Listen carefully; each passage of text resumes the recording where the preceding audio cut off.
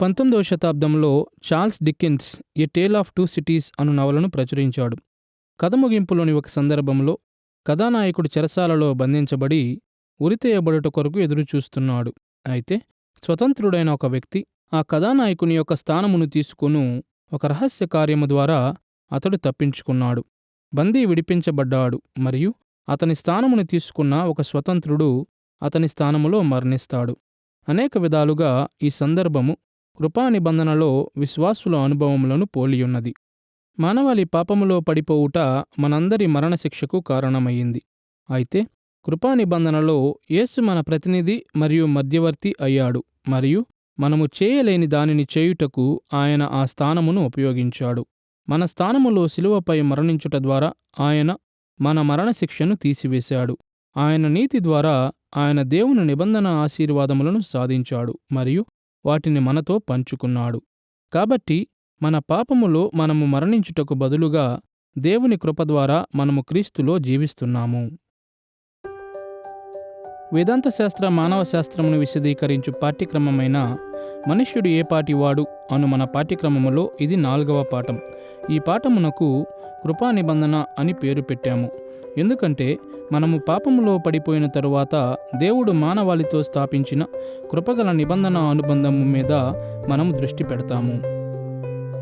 ఆదియందు ఆదాము ద్వారా దేవుడు మానవాళితో ఒక నిబంధన చేశాడు మరియు దీనిని చాలాసార్లు క్రియల నిబంధన అని పిలుస్తారు. ఈ నిబంధన మానవాళికి జీవమునిచ్చియుండేది. అయితే ఆదాము ఈ నిబంధనలోని షరతులను ఉల్లంఘించాడు కాబట్టి మన మానవ జాతి అంతా పాపము యొక్క శాపమును అనుభవించింది. మన పాపపు స్థితిలో దేవుడు మనలను నిరీక్షణ లేకుండా విడిచిపెట్టనందుకు కృతజ్ఞతలు. బదులుగా మానవాళితో తన అనుబంధమును శాసించుటకు ఆయన అదనపు వాగ్దానములను చేసి వేదాంతవేత్తలు కృపా నిబంధన అని పిలుచుదానిలో ఆ వాగ్దానములను భద్రపరిచాడు. వెస్ట్మినిస్టర్ కన్ఫెషన్ ఆఫ్ ఫెయిత్ 7వ అధ్యాయము 3వ భాగము కృపా నిబంధన యొక్క ఉద్దేశ్యమును ఈ విధముగా వర్ణిస్తుంది. 2వ నిబంధన చేయుటకు దేవుడు ఇష్టపడ్డాడు. దీనిని సాధారణముగా కృపా నిబంధన అని పిలుస్తారు. దీనిలో ఆయన యేసు క్రీస్తు ద్వారా పాపులకు జీవమును మరియు రక్షణను ఉచితముగా ఇస్తాడు మరియు వారు రక్షింపబడినట్లు వారి నుండి విశ్వాసమును కోరతాడు. ఈ నిబంధన కృపా నిబంధన అని సాధారణముగా పిలువబడుతుంది అని కన్ఫెషన్ చెప్పినప్పుడు ఈ పదము బైబిలులో నుండి గాక వేదాంతవేత్తల యొద్ద నుండి వచ్చింది అని అర్థమై ఉన్నది. అయితే ఇది మనలను ఇబ్బంది పెట్టకూడదు. ఎందుకంటే త్రిత్వము వంటి అనేక ఇతర పదముల విషయంలో కూడా ఇదే వాస్తవమై ఉన్నది మరియు కృపా నిబంధన అను పదములో క్రోడీకరించబడిన ఆలోచనలు లేఖనములో బలముగా నాటబడినవై ఉన్నవి. యేసునందు రక్షింపబడు విశ్వాసము ఉన్న వారి విషయంలో కృపా నిబంధన ఆదాము పాపము వలన మనకు కలిగిన నష్టమును సరిచేస్తుంది మరియు క్రీస్తులో దేవుని కరుణ ఆధారంగా క్షమాపణను మరియు విమోచనను ఇచ్చుట ద్వారా అది ఇలా చేస్తుంది.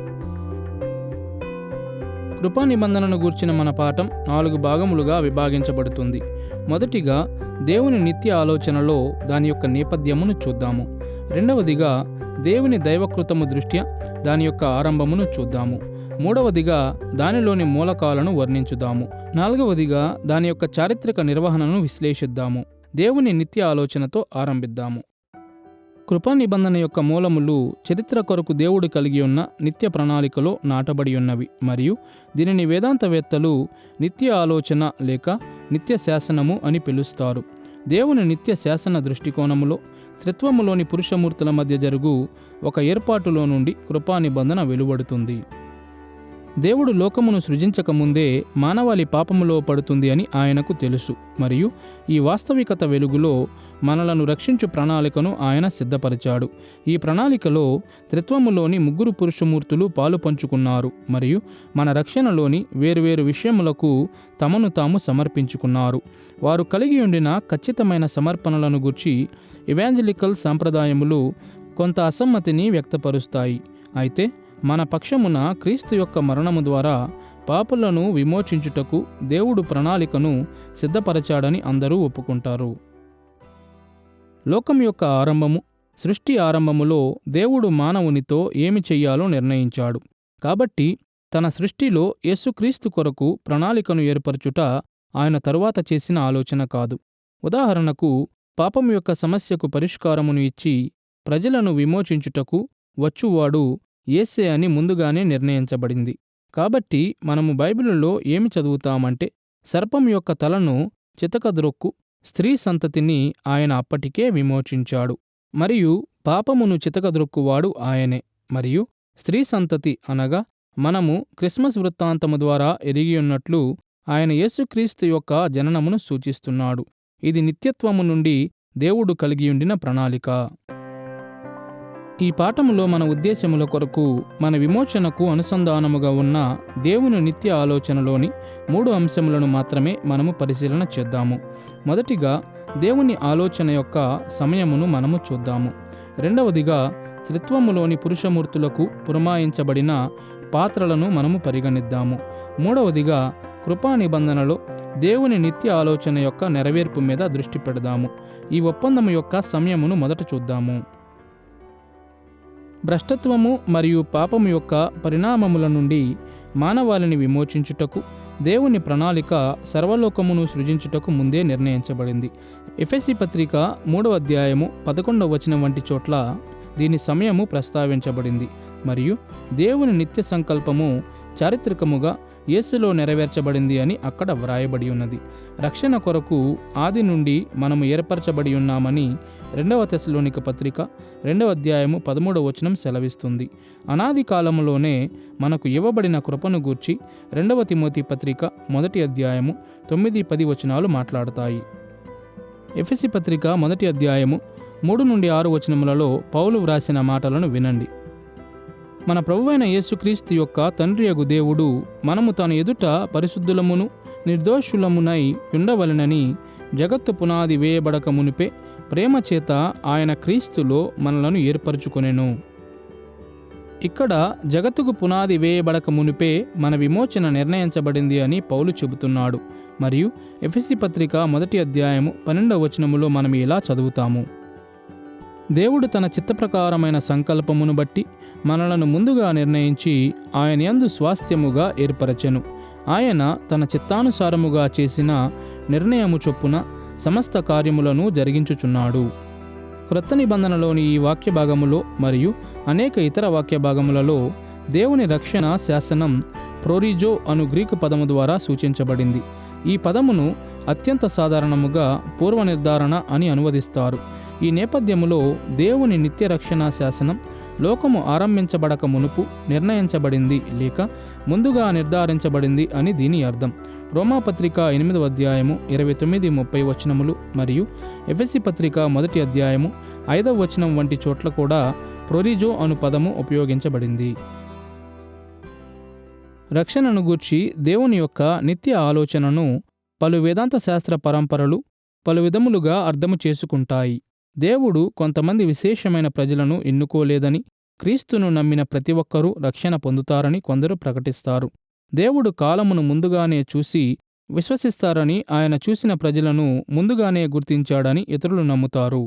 దేవుడు తన స్వచిత్తము చొప్పున కొందరు వ్యక్తులను ఏర్పరచుకున్నాడని మరియు ఆయన వారిని ఎన్నుకొనుట వారు క్రీస్తునందు విశ్వాసముంచుతారు అనుటకు నిర్ధారణగా ఉన్నదని ఇంకొందరు విశ్వసిస్తారు. అయితే పాపులను రక్షించుటకు దేవుడు తీసుకున్న నిర్ణయం జగత్తుకు పునాది వేయబడక ముందు ఆయన యొక్క నిత్య ఆలోచనలో భాగమయ్యున్నదని మనమంతా ఒప్పుకుంటాము. సమయము దృష్ట్యా దేవుని నిత్య ఆలోచనను మనము చూశాము కాబట్టి త్రిత్వములోని సభ్యులు స్వీకరించిన పాత్రలను ఇప్పుడు చూద్దాము. దేవుని నిత్య విమోచన ప్రణాళికలో త్రిత్వములోని 3 పురుషమూర్తుల యొక్క కార్యము ఇమిడియున్నది. పతనమైన మానవులను పాపం యొక్క శాపము నుండి విమోచించాలను కోరికలో తండ్రి ఈ ఒప్పందమును ఆరంభించాడు. విశేషముగా మనలను రక్షించుట దేవుని ప్రణాళిక అయ్యున్నది అని లేఖనము సెలవిస్తుంది.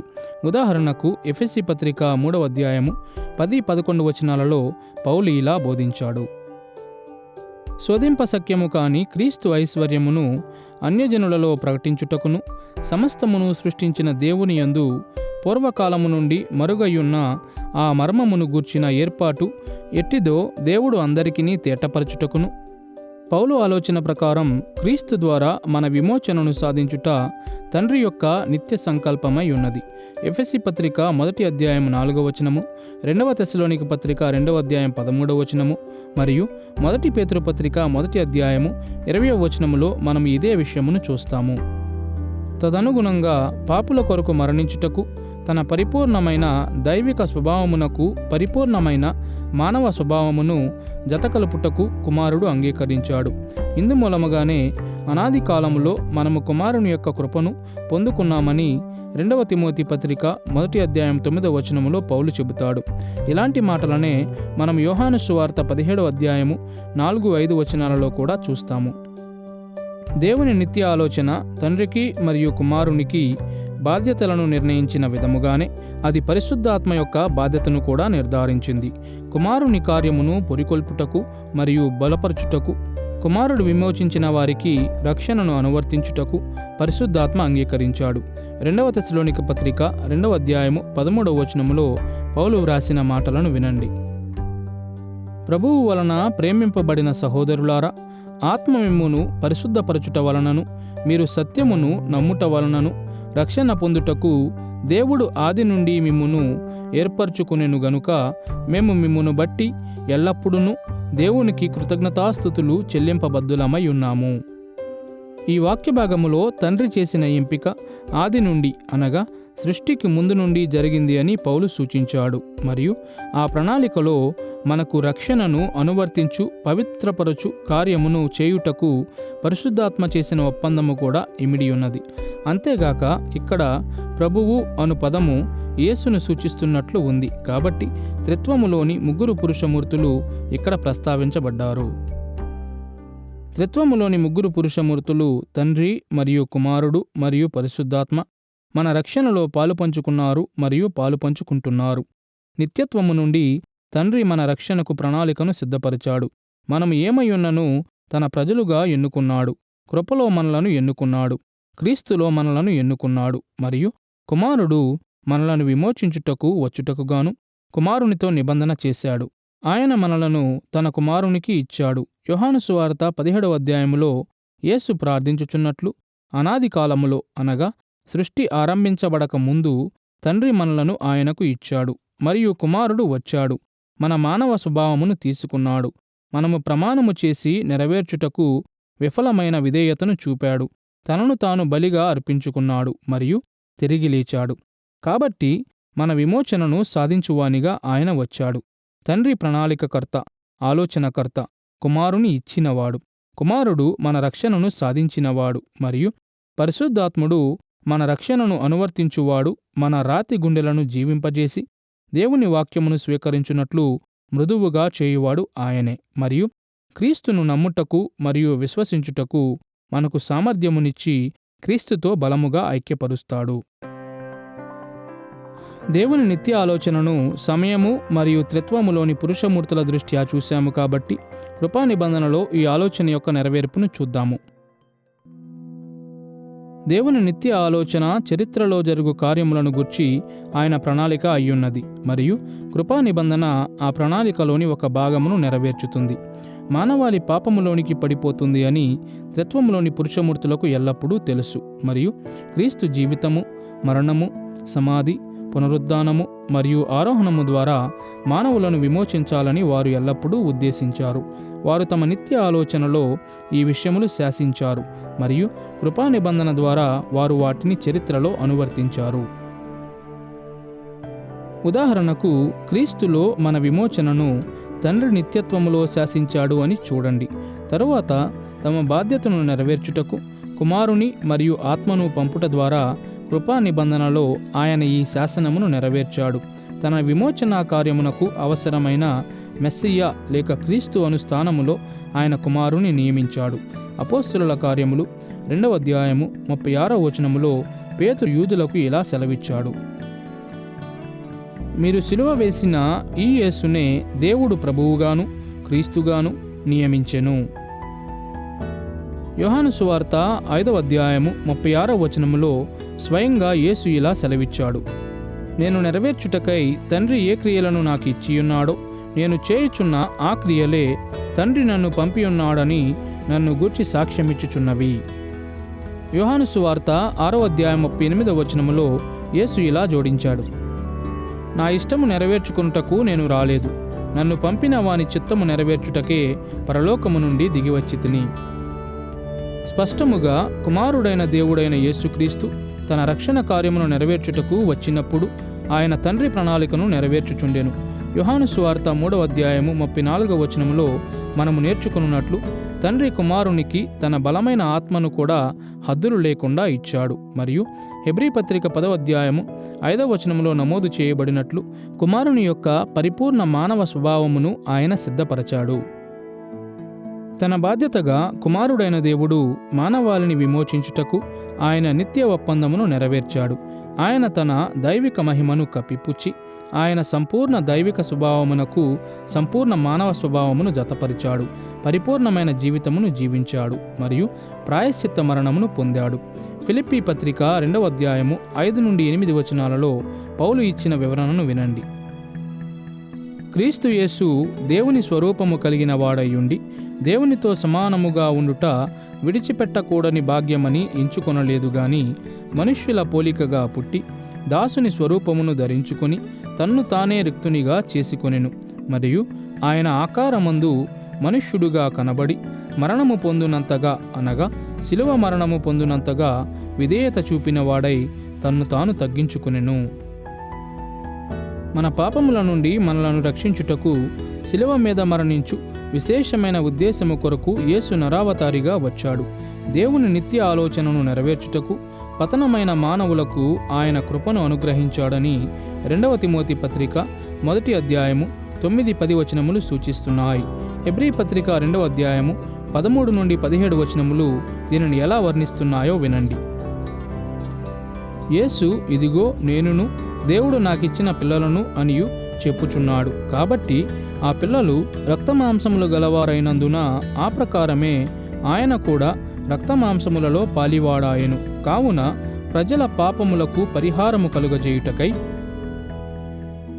ఇక్కడ వారి నిత్య ఆలోచన చొప్పున తండ్రి ఆయనకిచ్చిన ప్రజల యొక్క ప్రాయశ్చిత్తము కొరకు మరణించుటకు కుమారుడు వచ్చాడు అను అర్థమిచ్చున్నట్లు రచయిత యెషయా గ్రంథం 8వ అధ్యాయం 18వ వచనమును అనువదించాడు. రోమాపత్రిక 8వ అధ్యాయము 3-4 వచనములు మరియు గలతీ పత్రిక 4వ అధ్యాయము 4-5 వచనములలో మనం ఇలాంటి కథనములనే చూస్తాము. మరియు దేవుని నిత్య ఆలోచనలో పరిశుద్ధాత్మ తన బాధ్యతను కూడా నెరవేర్చుతాడు. మత్తయి సువార్త 1వ అధ్యాయం 20వ వచనం మరియు లూకా సువార్త 1వ అధ్యాయము 34-35 వచనాలలో నివేదించబడినట్లు కుమారుని యొక్క మానవ స్వభావమును అతని తల్లి అయిన మరియ గర్భములో ఉంచుట ద్వారా ఆయన కుమారుని నరావతారమును మరియు మిగిలిన కార్యములను పురికొల్పాడు మరియు బలపరిచాడు. హెబ్రీ పత్రిక 9వ అధ్యాయము 14వ వచనములో తెలియజేయబడినట్లు శిలువ మీద క్రీస్తు మరణమును కూడా పరిశుద్ధాత్మ సాధికారం చేశాడు. రోమాపత్రిక 8వ అధ్యాయం 11వ వచనములో పౌలు బోధించినట్లు ఆయన క్రీస్తు పునరుద్ధానములో కూడా ముఖ్య భూమికను పోషించాడు. అంతేగాక మనకు రక్షణను అనువర్తించుటకు చేయబడిన ఒప్పందమును కూడా పరిశుద్ధాత్మ తరచుగా నెరవేర్చుతాడు.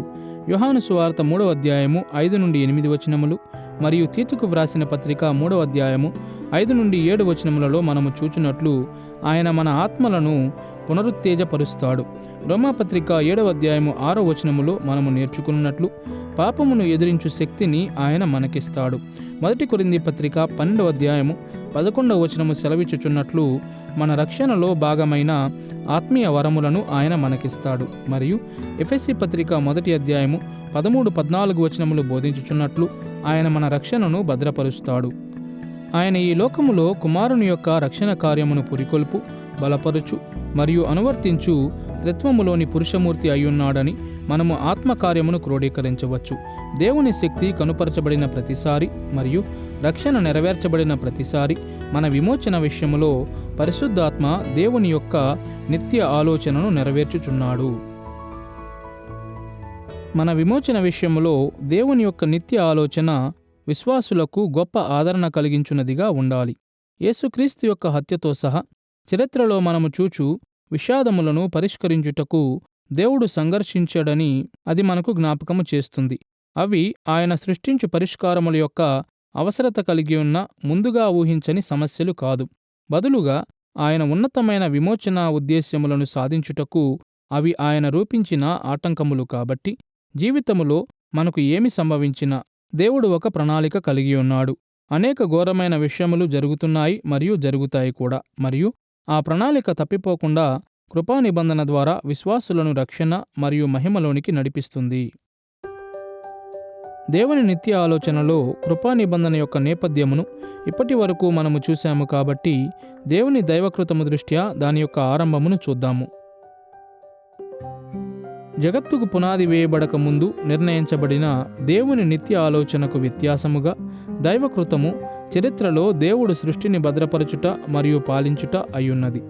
ఇది సర్వలోకముతో విశేషముగా ఆయన సృష్టములు మరియు వారి క్రియలతో ఆయన చేసిన పాలుపంపులకు సంబంధించినదై ఉన్నది. కాబట్టి దేవుడిచ్చిన రక్షణ మానవాళి యొక్క పాపమునకు స్పందనగా ఉన్నదని మనము ఆలోచన చేసినప్పుడు దైవకృతము దృష్ట్యా మనము కృపా నిబంధనను చూచుచున్నాము. రెండు ఆలోచనలను చూచుట ద్వారా దైవకృతము దృష్ట్యా కృపా నిబంధనను మనము వివరిద్దాము. మొదటిగా మానవ పాపము కృపా నిబంధన యొక్క అవసరతకు కారణం ఎలా అయినదో చూద్దాము. రెండవదిగా కృపా నిబంధనలో మధ్యవర్తిగా క్రీస్తు యొక్క పాత్రను చూద్దాము. ముందుగా మన పాపము కృపా నిబంధనకు ఎలా కారణమైనదో చూద్దాము.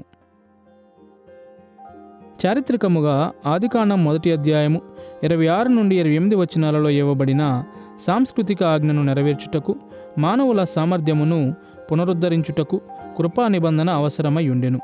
ఇంతకుముందు పాఠములో మనము చూసినట్లు మంచి చెడ్డల తెలివినిచ్చు వృక్షఫలమును తినుట ద్వారా ఆదాము హవ్వలు దేవుని నిబంధనలోని షరతులను ఉల్లంఘించారు మరియు మానవాళిని శపిస్తూ దేవుడు స్పందించాడు.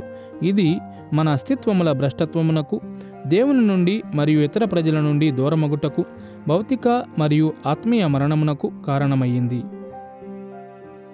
మానవులు న్యాయముగానే దేవుని శాపములకు యోగ్యులై ఉండిరి. అయితే ఆ శాపములు సమస్యను సృష్టించాయి. ఆయన మహిమను ప్రతిబింబించు స్వరూపములుగా దేవుడు మానవాళిని సృజించాడు కదా, మరియు నాయకులుగా వారు ఆయన పరలోక రాజ్యమును భూమి అందంతటా వ్యాపింపజేయవలసి ఉండెను. మన పతనమైన స్థితిలో ఆయనకు నచ్చిన విధముగా మనం ఏ పనులను చేయలేము. మన భ్రష్టత్వము మనలను ఆయనను సంతోషపరచలేకుండా మరియు ఆయనను సంతోషపరచుటకు ఇష్టపడలేకుండా చేసింది. మన ఎడబాటు మనలను ఆయన సన్నిధి నుండి దూరముగా ఉంచింది మరియు లోకమంతటా మానవ సంస్కృతిని నిర్మించుటకు సహకరించకుండా మనలను చేసింది. మరియు మరణము మనలను ఆయన రాజ్యములోని దీవెనలను ఆస్వాదించకుండా చేసింది. అయితే మన దౌర్భాగ్య పరిస్థితిలో దేవుడు మనలను నిరీక్షణ లేకుండా విడిచిపెట్టలేదు. ఈ భయంకరమైన సమస్యల మధ్యలో మనలను విమోచించుట దేవుడిచ్చిన పరిష్కారమై ఉన్నది. ఆయన ఆదాము హవ్వలకు తన నిబంధన తీర్పుని ఇవ్వకుండా మానలేదు. అయితే వారు అక్కడికక్కడే మరణించకుండా దేవుడు దానిని ఆలస్యం చేశాడు. అంతేగాక వారిని కృపతో విమోచించుటకు ఆయన ప్రతిపాదించాడు. దేవుడు సర్పమును శపించుటలో ఈ విమోచన ప్రతిపాదన కనిపిస్తుంది. ఆదికాండము 3వ అధ్యాయము 15వ వచనములో దేవుడు సర్పముతో ఇలా పలికాడు: మరియు నీకును స్త్రీకిని నీ సంతానమునకును ఆమె సంతానమునకును వైరము కలుగజేసెదను. అది నిన్ను తల మీద కొట్టును, నీవు దానిని మడిమె మీద కొట్టుదువని చెప్పెను. నిబంధన తీర్పునిచ్చుటలో హవ్వ యొక్క మానవ వారసుడు తుదకు సర్పం యొక్క తలను చితకద్రొక్కుతాడని దేవుడు వాగ్దానము చేశాడు. ప్రకటన గ్రంథము 12వ అధ్యాయము 9వ వచనము ఈ సర్పమును సాతానుగా గుర్తిస్తుంది. కాబట్టి ఒక మానవుడు తుదకు సాతాను యొక్క పాపభరితమైన రాజ్యమును జయిస్తాడని ఆదికాండములోని వాగ్దానము ఒక విధముగా దేవుడు చేసిన ప్రవచనమై ఉన్నది. ఆ వ్యక్తి మానవాళిని విమోచించి పాపము యొక్క బానిసత్వము మరియు శిక్షావిధి నుండి వారిని రక్షిస్తాడు.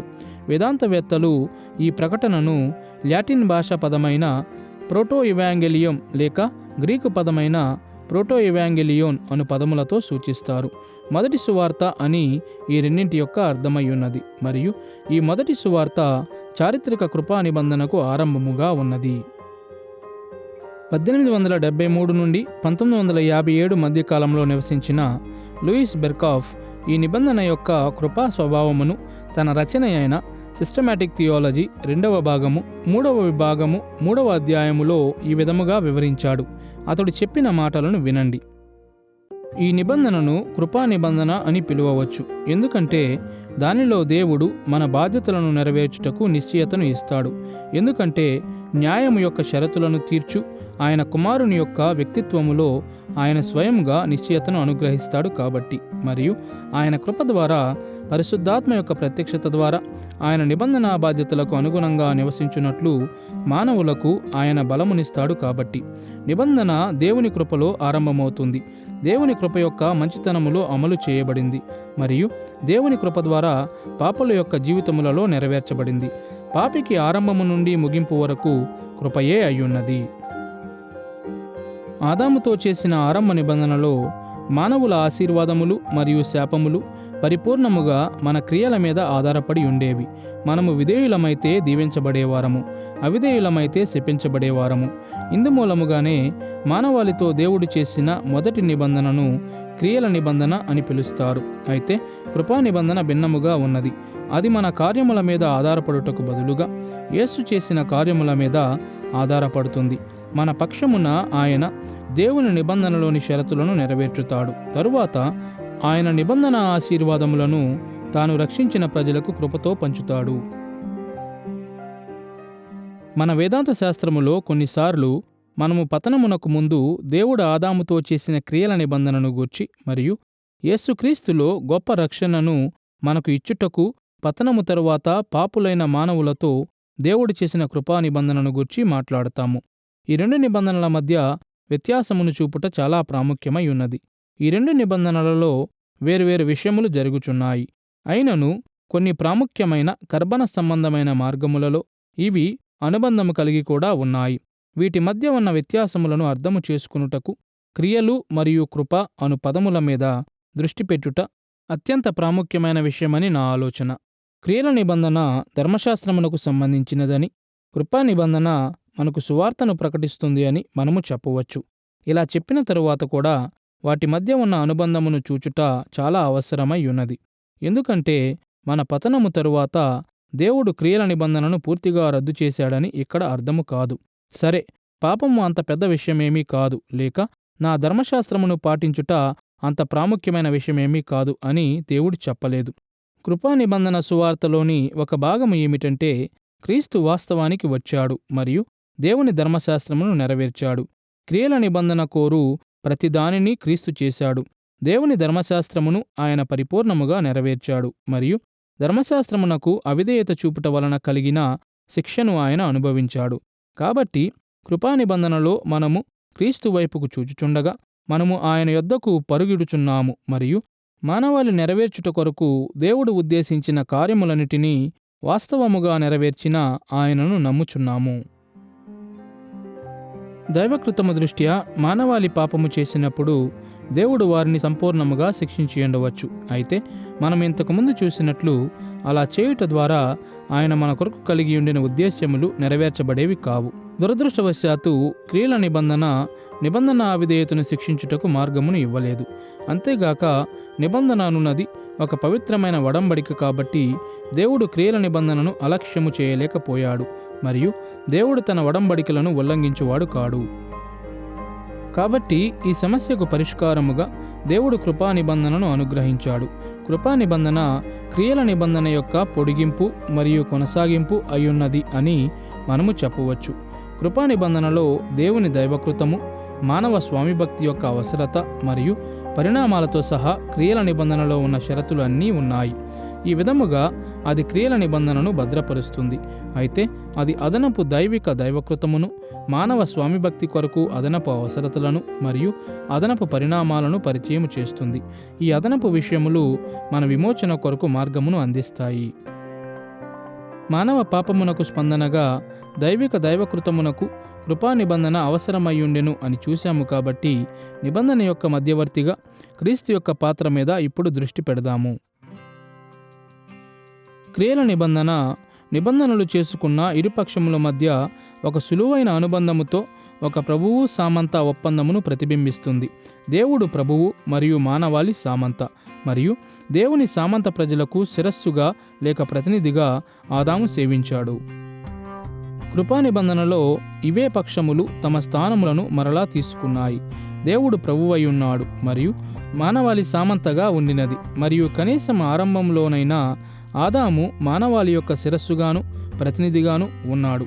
ఈ పక్షములతో పాటుగా త్రిత్వములోని రెండవ పురుషమూర్తి అయిన కుమారుడైన దేవుడు మధ్యవర్తిగా నిబంధనలో చేరాడు. మధ్యవర్తిగా కుమారుడు దేవుని నిబంధన ప్రజల కొరకు విజ్ఞాపన చేస్తాడు. మన పాపముల యొక్క నిందను మరియు శిక్షను తన మీద వేసుకుని ఆయన మనలను దేవునితో సమాధానపరుస్తాడు.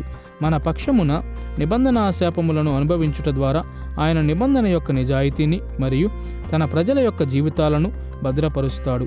అదేవిధముగా మానవ స్వామిభక్తి విషయంలో నిబంధన కలిగి ఉన్న అర్హతలకు విధేయత చూపుట ద్వారా కుమారుడు తన కొరకు కూడా నిబంధన వాగ్దానములను సంపాదిస్తాడు. తరువాత వాటిని తాను విమోచించు పాపులతో పంచుకుంటాడు. తాను రచించిన సిస్టమాటిక్ థియాలజీ 2వ భాగము 3వ విభాగము 3వ అధ్యాయములో నిబంధన నిశ్చయతను గూర్చి మాట్లాడినప్పుడు మధ్యవర్తిగా కుమారుని యొక్క బాధ్యత లూయిస్ బర్కాఫ్ యొక్క మనస్సులో ఉండెను. ఆయన వివరణలోని ఈ భాగమును మరొకసారి వినండి. ఈ నిబంధనను కృపా నిబంధన అని పిలువవచ్చు, ఎందుకంటే దానిలో దేవుడు మన బాధ్యతలను నెరవేర్చుటకు నిశ్చయతను ఇస్తాడు. ఎందుకంటే కుమారుని యొక్క వ్యక్తిత్వములో ఆయన స్వయంగా నిశ్చయతను అనుగ్రహిస్తాడు. దేవుడు ఆదాము హవ్వలకు మొదటిగా విమోచనను ప్రతిపాదించినప్పుడు ఏదెను తోటలో మొదటిసారి చేయబడిన కృపా నిబంధనకు కుమారుడు మధ్యవర్తిగా ఉన్నాడు. ఆ దినము నుండి ఆయన మధ్యవర్తిత్వం చేయుట కొనసాగిస్తున్నాడు. పాత నిబంధన యుగమంతటిలో ఆయన చేసిన మధ్యవర్తిత్వం పాత నిబంధన పరిశుద్ధులకు క్షమాపణను రక్షణను అనుగ్రహించింది. ఇదంతా వాగ్దానము చేయబడిన ఆయన భవిష్యత్ కార్యముల ఆధారముగా జరిగింది. ఏ ఒక్కరూ కూడా అతన్ని లేక ఆమె సొంత యోగ్యత లేక అర్హత ద్వారా ఎన్నడూనూ రక్షించబడలేదు.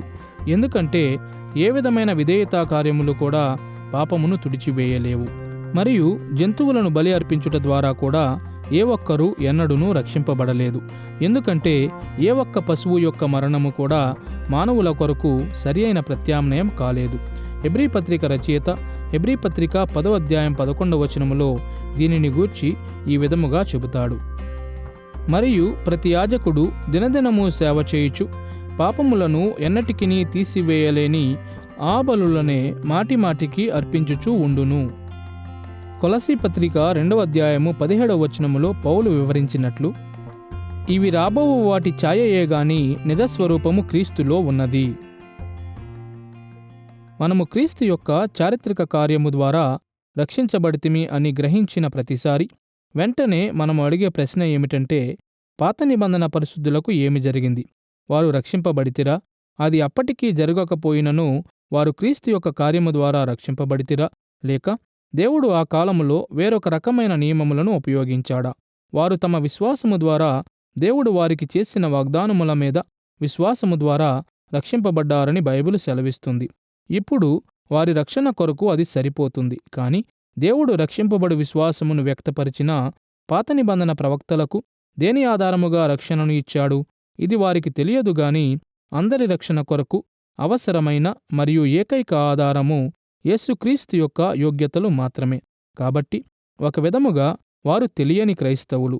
వారి జీవిత కాలములలో వారి రక్షణ యొక్క ఆధారమును గూర్చి వారికి పూర్తి సమాచారము లభించలేదు గాని సిలువకు ముందుగాని లేక తరువాత గాని ఆకాశము క్రింద మనము రక్షణ పొందుటకు మరి ఏ నామము ఇవ్వబడలేదు అను నిశ్చయతను మనము కలిగి ఉందాము. దేవుని ప్రజలు విశ్వాసముతో జీవించారు అనుటకు పాత నిబంధన శాసనములు చిహ్నముగా ఉన్నాయి. ఈ శాసనముల యొక్క శక్తి ద్వారా కుమారుని యొక్క మధ్యవర్తిత్వ బాధ్యత నెరవేర్చబడింది.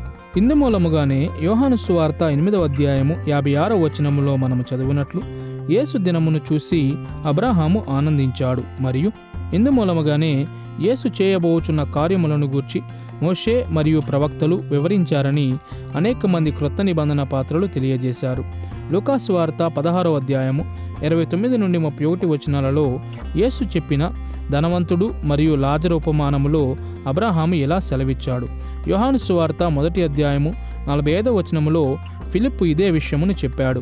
అపోస్తలుల కార్యములు 26వ అధ్యాయము 22వ వచనము మరియు 28వ అధ్యాయము 23వ వచనములో పౌలు కూడా ఇదే మాటను చెప్పాడు. మరియు ఆయన పునరుత్థానము తరువాత లూకాసు వార్త 24వ అధ్యాయము 27వ వచనములో యేసు ఎమ్మాయి మార్గమున మరియు లూకాసు వార్త 24వ అధ్యాయము 44వ వచనములో కూడి వచ్చిన శిష్యులకు దీనిని వివరించాడు. కుమారుడు చేసిన కృపా నిబంధన మధ్యవర్తిత్వం, యేసు నరావతారము, పూర్ణ విశ్వాసము మరియు విధేయతతో కూడిన ఆయన జీవితము, శిలువ మీద ఆయన మరణము నుండి ఆయన పునరుత్థానము మరియు పరలోకమునకు ఆయన ఆరోహణ చుట్టూ కేంద్రీకృతమై ఉన్నది. కృపా నిబంధనకు మధ్యవర్తిగా మన తరపున ఆయన క్రియల నిబంధనను నెరవేర్చి దాని ఆశీర్వాదములను మనము పొందుకుంటామని హామీ ఇచ్చాడు. రోమాపత్రిక 5వ అధ్యాయము 12 నుండి 19 వచనాలలో పౌలు క్రియల నిబంధనలో ఆదాము యొక్క పాత్ర మరియు కృపా నిబంధనలో కుమారుని యొక్క పాత్రకు మధ్య వ్యత్యాసమును చూపాడు. మరియు మధ్యవర్తిగా కుమారుని యొక్క పాత్ర రెండు నిబంధనలను ఎలా నెరవేర్చినదో చూపుటకు అతడు ఇలా చేశాడు. ఆదాము యొక్క పాపము సర్వమానవాళికి పాపము మరియు మరణమును కొని తెచ్చింది అని చెబుతూ 12 నుండి 14 వచనాలలో అతడు ఆరంభించాడు. మరియు ఈ వాక్యభాగం యొక్క ముగింపులో ఆదాము మరియు యేసు ఒకే విధమైన నిబంధన పాత్రలను పోషించారని అతడు సూచించాడు. రోమాపత్రిక 5వ అధ్యాయం 14వ వచనములో అతడు ఇలా వ్రాస్తున్నాడు: ఆదాము రాబోవువానికి గురుతై ఉండెను. తరువాత రోమాపత్రిక 5వ అధ్యాయము 15 నుంచి 19 వచనాలలో మన నిబంధన ప్రతినిధులుగా ఆదాముకు మరియు యేసుకు సరిపోలిన కానీ వ్యతిరేకమైన చరిత్రలు ఉన్నాయని పౌలు వాదించాడు. ఆదాము చరిత్ర పాపము, వైఫల్యము, శిక్ష మరియు మరణముల మీద ఎక్కువ దృష్టి పెడుతుంది.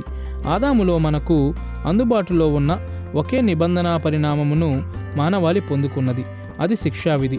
రోమాపత్రిక 5వ అధ్యాయము 15 నుంచి 19 వచనాలలో ఆదామును గూర్చి పౌలు పలికిన మాటలను వినండి. ఒకని అపరాధము వలన అనేకులు చనిపోయిన ఎడల తీర్పు ఒక్క అపరాధ మూలముగా వచ్చినదై శిక్షావిధికి కారణమాయెను. మరణము ఒకని అపరాధ మూలమున వచ్చినది కాబట్టి తీర్పు ఒక్క అపరాధ మూలమున వచ్చినదై మనుష్యులకందరికిని శిక్షావిధి కలుగుటకు ఎలాగూ కారణమాయెనో, ఏలయనగా ఒక్క మనుష్యుని అవిధేయత వలన అనేకులు పాపులుగా ఎలాగూ చేయబడిరో, క్రియల నిబంధన పూర్తిగా న్యాయము మీద ఆధారపడి ఉండెను గనుక ఆదాములో సర్వమానవాళి శిక్షించబడిను. కరుణ మరియు క్షమాపణ పొందుటకు కావలసిన మార్గములను అది అనుగ్రహించలేదు. అది ఒక మధ్యవర్తిని అనుగ్రహించలేదు. కాబట్టి ఒకసారి మనము శిక్షించబడిన తరువాత మన శిక్షావిధిని తిరగవ్రాయుటకు క్రియల నిబంధనలో ఒకరు ఏమీ చేయలేరు. అయితే ఈ వాక్య భాగములో ఆదాము విఫలమైన చోట యేసు జయమును పొందాడని పౌలు వివరించాడు. కృపా నిబంధన కరుణ మరియు క్షమాపణకు అవసరమైన మార్గమును అనుగ్రహిస్తుంది. కాబట్టి యేసు యొక్క నీతి కార్యములు మనకు లాభదాయకమయ్యాయి మరియు ఆ మార్గము దేవుని కుమారుడైన యేసుక్రీస్తు యొక్క మధ్యవర్తిత్వం అయ్యున్నది. ఫలితముగా యేసు యొక్క చరిత్ర, విధేయత, నీతిమంతులుగా తీర్చుట మరియు జీవము మీద ఆధారపడి ఉన్నది. ఈ విషయమై పౌలు రోమాపత్రిక 5వ అధ్యాయము 15 నుండి 19 వచనాలలో తెలియజెప్పిన వివరమును వినండి. దేవుని కృపయు యేసుక్రీస్తును ఒక మనుష్యుని కృపచేతనైన దానమును అనేకులకు విస్తరించెను. కృపావరమైతే అనేకమైన అపరాధముల మూలముగా వచ్చినదై మనుష్యులు నీతిమంతులుగా తీర్చబడుటకు కారణమాయెను. కృపాబాహుల్యమును నీతిదానమును పొందువారు జీవము గలవారై మరి నిశ్చయముగా యేసుక్రీస్తును ఒకని ద్వారానే ఏలుదురు. ఒక్క పుణ్యకార్యము వలన కృపాదానము మనుషులందరికీ జీవప్రదమైన నీతి విధింపబడుటకు కారణమాయెను. ఒకని విధేయత వలన అనేకులు నీతిమంతులుగా చేయబడుదురు. యేసు కేవలం మన ప్రతినిధి మాత్రమే కాడు కాబట్టి కృపా నిబంధనలో విమోచన సాధ్యపడింది. ఆయన మన మధ్యవర్తి కూడా అయ్యున్నాడు మరియు మన వ్యక్తిగత అపరాధమును తీసివేయుటకు అది ఆయనకు అధికారమునిస్తుంది.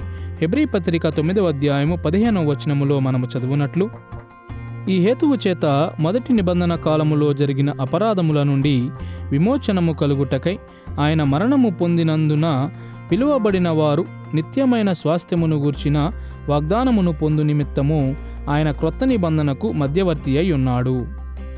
మొదటి తిమోతి పత్రిక 2వ అధ్యాయము 5-6 వచనములు సెలవిచ్చుచున్నట్లు, దేవుడొక్కడే, దేవునికిని నరులకును మధ్యవర్తియు ఒక్కడే, ఆయన క్రీస్తు యేసను నరుడు. ఈయన అందరి కొరకు విమోచనా క్రయధనముగా తన్ను తానే సమర్పించుకొనెను. కృపా నిబంధన యొక్క మధ్యవర్తిగా యేసు యొక్క పాత్ర నిజముగా ఆశ్చర్యము కలిగించేదిగా ఉన్నది. మొదటిగా మీరు కోరినట్లయితే కృపా నిబంధన లేక క్రొత్త నిబంధనను ఆరంభించు యాజకుడు మరియు బలి ప్రభువైన యేసు అని నేను అంటాను. మరియు ప్రభురాత్రి భోజనమందు తన బల్యార్పణ మరణమునకు 2 స్థాయిలలో ప్రాముఖ్యత ఉన్నదని సువార్తలలోని ప్రభువైన యేసు వివరించాడు. అవును, అది మనము తప్పించుకొనుటకుగాను మన స్థానములో మన పాపముల కొరకు పరిశుద్ధ దేవుని యొక్క ఉగ్రతను అనుభవించిన ప్రాయశ్చిత్త బలి అయ్యున్నది. కాని ఆయన తన మరణమును నిబంధనను ఆరంభించు బలిగా కూడా వర్ణించాడు.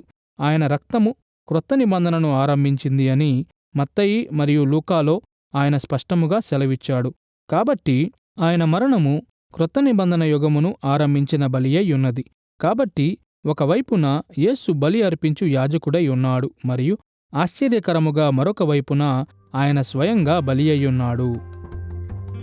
మన సంపూర్ణ దైవిక మరియు సంపూర్ణ మానవ నిబంధన మధ్యవర్తిగా యేసు పాత్ర మన స్థానములో మరణించి మన పాపములకు ప్రాయశ్చిత్తము చెల్లించినట్లు యేసును చేసింది. మరియు మానవ పాపమునకు ఈ పరిష్కారం కృపా నిబంధనలో ఎల్లప్పుడూ అందుబాటులో ఉంటుంది. కాబట్టి మరొక నిబంధన ప్రతినిధిని లేక మరొక మధ్యవర్తిని పరిచయం చేయుటకు దైవకృతం యొక్క అవసరత ఇక ఉండనే ఉండదు. మన పాఠములో ఇప్పటి వరకు దేవుని నిత్య ఆలోచన మరియు దైవకృతము దృష్ట్యా కృపా నిబంధనను మనము పరిగణించాము.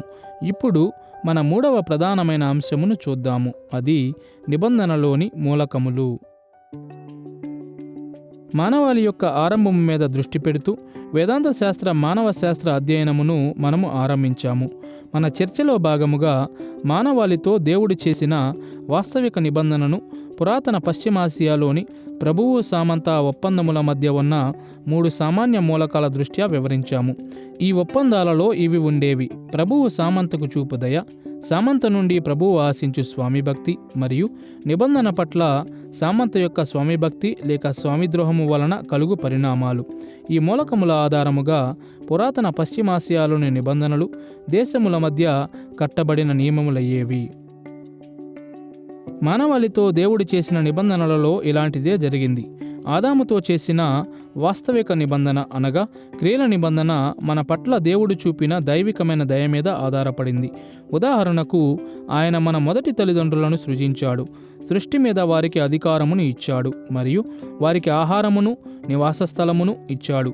హృదయపూర్వకమైన యాజక మరియు రాజరిక బాధ్యతల రూపములో దేవుడు మానవ స్వామిభక్తిని కూడా కోరాడు.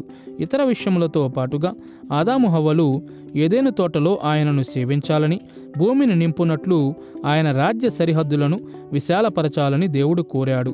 ఆదాము హవ్వలు నిబంధనను నమ్మి విధేయులైతే ఉన్నతమైన జీవిత ఆశీర్వాదము, మరియు వారు అపనమ్మికతో అవిధేయులైతే మరణము మరియు శిక్షావిధి అను శాపము ఈ నిబంధనకు పరిణామములై ఉన్నాయి. కృపా నిబంధన క్రియల నిబంధనలోని ఈ మూలకములన్నిటినీ కలిగి ఉంటుంది. అయితే మానవుల యొక్క పాపపు స్వభావము మరియు క్రీస్తు యొక్క మధ్యవర్తిత్వం వరకు వాటిని విస్తరింపజేస్తుంది. ఈ విస్తరించబడిన మూలకములను ఒక్కొక్కటిగా మనము పరిశీలన చేద్దాము. మొదటిగా, కృపా నిబంధనలో దేవుని దయను మనము చూద్దాము. రెండవదిగా, అది ఆశించు మానవ స్వామి భక్తిని మనం ప్రతిబింబించుదాము. మూడవదిగా, దాని యొక్క పరిణామాలను మనము చూద్దాము. దేవుని యొక్క దైవికమైన దయతో ఆరంభిద్దాము. అనేక విధాలుగా దేవుని దయ అనున్నది కృపా నిబంధనలో అత్యంత ప్రాముఖ్యమైన లక్షణముగా ఉన్నది. కుమారుని మనకు మధ్యవర్తిగా పంపుటకు తండ్రిని, మరియు ఆ బాధ్యతలో ఆనందించుటకు కుమారుని మంచితనము మరియు దయా పురికొల్పాయి. మనము నెరవేర్చలేని షరతులను ఆయన స్వయంగా నెరవేర్చునట్లు, ఒక నిబంధన ఏర్పాటును చేయునట్లు దయ దేవుని పురికొల్పింది. తద్వారా మనము ఎన్నడూనూ సంపాదించలేని ప్రతిఫలములను మనము పొందుకోగలము. ఇదే సువార్త ప్రకటనను శుభవార్తగా, అమూల్యమైన వరములైన క్షమాపణ మరియు జీవము మనకు ఉచితముగా లభించాయి అను వార్త ఈ సువార్త ప్రకటనను శుభవార్తగా చేస్తుంది. మనతో మంచిగా ఉంటానని ఒక పవిత్రమైన నిబంధన వాగ్దానమును చేసిన గొప్ప మరియు ప్రేమగల దేవుని మనము సేవించుచున్నాము. దేవుని దయ లేఖనము బయలుపరచు కృపా నిబంధనలో మొదటి భాగమై ఉన్నది. ఆదికాండం 3వ అధ్యాయము 14 నుండి 19 వచనాలలో క్రియల నిబంధన యొక్క పరిణామాలను దేవుడు మొట్టమొదటిసారిగా అమలుపరిచినప్పుడు ఆయన ధారాళమైన దయను కనుపరిచాడు. వారు మంచి చెడ్డల తెలివినిచ్చు వృక్షఫలమును భుజిస్తే ఆదాము హవ్వలు మరియు వారితో పాటు మానవులందరూ న్యాయముగా మరణిస్తారు అని క్రియల నిబంధన తెలియపరిచింది. కానీ దేవుడు తన తీర్పులను ప్రకటించినప్పుడు ఆయన తన న్యాయమును కరుణతో, మంచితనముతో మరియు దయతో మార్చాడు. ఆయన మానవులను బ్రతుకనిచ్చుట మొదటి దయాకార్యమై ఉన్నది. మనము వృద్ధి చెంది భూమిని నింపు అవకాశమును ఆయన మనకు అనుగ్రహించాడు. భూమిని సాగు చేయుటకు, మనము జీవించుటకు సరిపడు ఆహారమును ఉత్పత్తి చేయుటకు ఆయన మనకు అవకాశం ఇచ్చాడు. అన్నిటికంటే ముఖ్యముగా పాపపు శాపమును తిరగవ్రాయు ఒక విమోచకుని మన కొరకు పంపుతానని ఆయన వాగ్దానము చేశాడు. ఆదికాండం 3వ అధ్యాయం 15వ వచనములో ఆయన సర్పముతో పలికినట్లు, స్త్రీ సంతానము నిన్ను తల మీద కొట్టును, నీవు దానిని మడిమె మీద కొట్టుదు అని చెప్పెను. మీకు జ్ఞాపకమున్నట్లయితే ఈ తీర్పు తుదకు ఒక మానవుడు సాతాను రాజ్యమును జయించి మనలను పాపము యొక్క శాపము నుండి విమోచిస్తాడు అని చిత్రాత్మక రీతిలో చెప్పినట్లుగా ఉన్నది. ఈ దైవకృతమే అద్భుతమైన దయగల బహుమానమయ్యేది. కానీ ఈ విమోచకుడు స్వయంగా కుమారుడైన దేవుడైనప్పుడు దేవుడు తన దయను మరింతగా విస్తరింపజేశాడు. శిలువ మీద తన వ్యక్తిత్వము ద్వారా మన పాపమును మోయుటకు యేసు అంగీకరించాడు. నరావతారమునకు ముందే నిబంధనా కృపకు మధ్యవర్తిగా లేక నిశ్చయతగా సేవించుటకు ఆయన సమ్మతి చూపాడు. ఇంతేగాక మనము విమోచనను పొందినట్లు పాపులైన మానవులను విశ్వాసములోనికి నడిపించుటకు ఒప్పుకొనుట ద్వారా పరిశుద్ధాత్మ కూడా దయను చూపాడు. పరిశుద్ధాత్మ కార్యములోని ఈ కార్యమును గూర్చి మాట్లాడుతూ పౌలు 1 కొరింథీ పత్రిక 2వ అధ్యాయము 12 నుండి 14 వచనాలలో ఇలా వ్రాశాడు: దేవుని వలన మనకు దయచేయబడిన వాటిని తెలిసికొనుటకై మనము దేవుని యొద్ద నుండి వచ్చు ఆత్మను పొందియున్నాము. మనుష్య జ్ఞానము నేర్పు మాటలతో గాక ఆత్మ సంబంధమైన సంగతులతో సరిచూచుచు ఆత్మ నేర్పు మాటలతో వీటిని గూర్చియే మేము బోధించుచున్నాము. ప్రకృతి సంబంధి అయిన మనుష్యుడు దేవుని ఆత్మ విషయములను అంగీకరింపడు. అవి అతనికి వెరితనముగా ఉన్నవి. అవి ఆత్మానుభవము చేతనే వివేచింపదగును గనుక అతడు వాటిని గ్రహింపజాలడు. యోహాను సువార్త 6వ అధ్యాయము 63 నుండి 65 వచనములు మరియు ఎఫెసీ పత్రిక 2వ అధ్యాయము 8-9 వచనాలలో కూడా మనం ఇలాంటి ఆలోచనలనే చూస్తాము. అవును, మనలను విశ్వాసములోనికి నడిపించుటకు ఆత్మ ఏ విధముగా కార్యము చేస్తాడు అను విషయమును గూర్చి వేదాంత శాస్త్ర సాంప్రదాయములు ఎల్లప్పుడూ సమ్మతి చూపవు. 2 దారులు లేక మార్గముల దృష్ట్యా ఆత్మ యొక్క మారు మనస్సు కార్యమును మనము ఉదహరించవచ్చు. ఒక మార్గము క్రీస్తును రక్షకునిగా అంగీకరించుటను సూచిస్తుంది. మరొక మార్గము ఆయనను నిరాకరించుటను సూచిస్తుంది. పరిశుద్ధాత్మ దైవకృతములో ప్రజలను సువార్తను ఎదుర్కొనేలా చేస్తాడని మరియు ఈ నిర్ణయము తీసుకుని స్థానములో ఉంచుతాడని ఇవాంజలికల్ క్రైస్తవులందరూ సమ్మతించవలసిందే. అయితే ఈ ప్రక్రియలో ఆత్మ యొక్క పాలుపంపులను గూర్చి 3 ప్రధానమైన అభిప్రాయములు ఉన్నాయి. మొదటిగా, రక్షణ మార్గమును లేక నాశన మార్గమును ఎంపిక చేసుకొను స్వాభావిక సామర్థ్యము మానవులకు ఉంది అని కొన్ని వేదాంత శాస్త్ర సంప్రదాయములు నమ్ముతాయి. ఈ అభిప్రాయములో ఆత్మ యొక్క దైవకృత కార్యము మనలను సువార్తను ఎదుర్కొని స్థానములోనికి తెచ్చుట మీద దృష్టి పెడుతుంది. మనము సువార్తను ఎదుర్కొని విధముగా పరిశుద్ధాత్మ మన జీవితములను రూపుదిద్దుతాడని రెండవ అభిప్రాయం ఒప్పుకుంటుంది. అయితే సువార్తకు అనుకూలముగా స్పందించు స్వాభావిక సామర్థ్యము పతనమైన మానవులకు లేదని కూడా ఇది నమ్ముతుంది. మన పతనమైన స్థితిలో మనము ఎల్లప్పుడూ నాశన మార్గమునే ఎంపిక చేసుకుంటాము. కాబట్టి ఈ అభిప్రాయం ప్రకారం పరిశుద్ధాత్మ మనకు రక్షింపబడు విశ్వాసమునకు ముందు కలుగు కృపను అనుగ్రహిస్తాడు మరియు రక్షణ మార్గమును ఎన్నుకొనున్నట్లు అది మనలను బలపరుస్తుంది. ఒకసారి మనము ఈ కృపను పొందిన తరువాత 2 మార్గములు మన ముందు ఉంటాయి మరియు క్రీస్తుని స్వీకరించాలా లేక తిరస్కరించాలా అను నిర్ణయమును తరువాత మనము తీసుకోవచ్చు. మూడవ అభిప్రాయం ప్రకారం మనము సువార్తను ఎదుర్కొనున్నట్లు పరిశుద్ధాత్మ చేస్తాడు మరియు జీవమును ఎంపిక చేసుకునే స్వాభావిక సామర్థ్యము మనలో లేదు. కానీ ఈ అభిప్రాయం ప్రకారం పరిశుద్ధాత్మ రక్షించుటకు నిర్ణయించుకున్న వారికి ఆపు చేయలేని కృపను అనుగ్రహిస్తాడు. ఈ కృప రక్షణ మార్గమును ఎంపిక చేసుకునుటలో మనకు సహాయము చేయుట మాత్రమే గాక మనము అలా చేయునట్లు చూస్తుంది. అయితే మనము ఏ అభిప్రాయమును కలిగి ఉన్నప్పటికీ మన పట్ల ఆత్మకార్యము మంచితనము మరియు దయాకార్యమై ఉన్నదని ఇవాంజలికల్ క్రైస్తవులు అందరూ ఒప్పుకోవాలి. కృపా నిబంధనలోని ఒక మూలకముగా దేవుని దయను చూశాము కాబట్టి ఇప్పుడు మానవ స్వామిభక్తి వైపుకు మన దృష్టిని మళ్లించుదాము. క్రియల నిబంధన వలనే కృపా నిబంధనలో కూడా దేవునికి సంపూర్ణ విధేయత చూపుట అవసరమై ఉన్నది. వాస్తవానికి కృపా నిబంధనలో మానవ స్వామిభక్తి యొక్క అవసరతలు ఇంకా పెరిగాయి. ఈ పాఠములోని తరువాత భాగములో నిబంధన నిర్వహణను గూర్చి చర్చించున్నప్పుడు ఈ ఆలోచనను మనము మరింత లోతుగా చూద్దాము. కాబట్టి ప్రస్తుతానికి కృపా నిబంధనలో హృదయపూర్వకమైన మానవ స్వామిభక్తి అవసరమై ఉన్నదని మాత్రమే మనము చెప్పగోరుచున్నాము. క్రియల నిబంధనలో మానవ స్వామిభక్తి యొక్క అవసరతను రెండుసార్లు నెరవేర్చవలసి ఉండేది. మొదటిగా మన నిబంధన ప్రతినిధి అయిన ఆదాము దానిని నెరవేర్చవలసి ఉండేది. ఆదాము దేవునికి పూర్తిగా నమ్మకమైన వానిగా ఉంటే అతడు చూపు విధేయత మానవాళి యొక్క సామూహిక విధేయతగా పరిగణించబడేది. ఆదాము ఈ విషయములో విఫలమైనప్పటికీ కృపా నిబంధన మనలను ఈ పరిణామమునకు బాధ్యులనుగా ఎంచుట కొనసాగిస్తుంది. మనము మన గతమును మార్చలేము అను ఒక విషయము దృష్ట్యా ఈ తీర్పును మనము తప్పించుకోలేము. రెండవదిగా క్రియల నిబంధన మన వ్యక్తిగత స్వామిభక్తిని కూడా కోరింది. ఉదాహరణకు ఆదాము యొక్క జాతిలో భాగముగా మాత్రమే హవ్వకు తీర్పు తీర్చబడలేదు. ఆమె సొంత క్రియల వలన కూడా ఆమెకు తీర్పు తీర్చబడింది. దేవుడు ఆమె యొక్క వ్యక్తిగత విధేయతను కోరాడని ఇది సూచిస్తుంది. ఉదాహరణకు ఆదాము దేవుని మాటకు విధేయుడయుండినను అతని వారసులలో ఒకరు పాపములో పడిపోవుట కూడా సాధ్యమయ్యేది. అలా జరిగి ఉంటే ఈ పాపము మానవాళి అంతటినీ ఖండించి ఉండేది కాదు గాని ఆ పాపిని మాత్రమే ఖండించేది. అయితే కృపా నిబంధనలో గల అందమైన దయాకృతములలో ఒకటి ఏమిటంటే యేసు మన నిబంధన అధిపతిగాను మధ్యవర్తిగాను పనిచేస్తాడు. మన నిబంధన అధిపతిగా దేవునికి ఆయన చూపిన పూర్ణమైన విధేయత ద్వారా సామూహిక మానవ స్వామిభక్తి యొక్క అవసరతను ఆయన ఇప్పటికే నెరవేర్చాడు. మరియు మన మధ్యవర్తిగా ఆయన మనందరి స్థానములో నిలిచియుండి వ్యక్తిగత స్వామిభక్తి యొక్క అవసరతలను నెరవేర్చాడు. మనము పాపము చేసిన ప్రతిసారి ఆయన నిందను తన మీద వేసుకున్నాడు మరియు ఆయన నమ్మకముగా ఉన్న ప్రతిసారి ఆ నమ్మకమును మన ఖాతాలో జమ చేశాడు.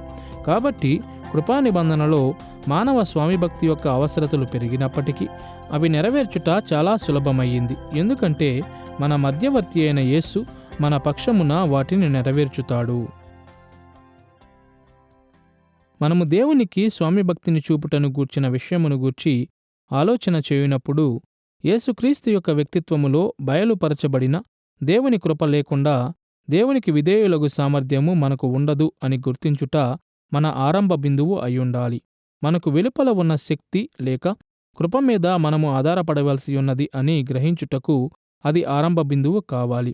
యేసుక్రీస్తు యొక్క వ్యక్తిత్వములో దేవుడు చేసిన కార్యము లేకుండా మనలో నుండి స్వామిభక్తి అనున్నది కలుగగలదు అని మనము ఆలోచన చేస్తే స్వామిభక్తి చూపుటకు మనము ఎంత ప్రయత్నించినా మనము ఖచ్చితముగా విఫలమవుతాము అని మనము అర్థము చేసుకోవాలి.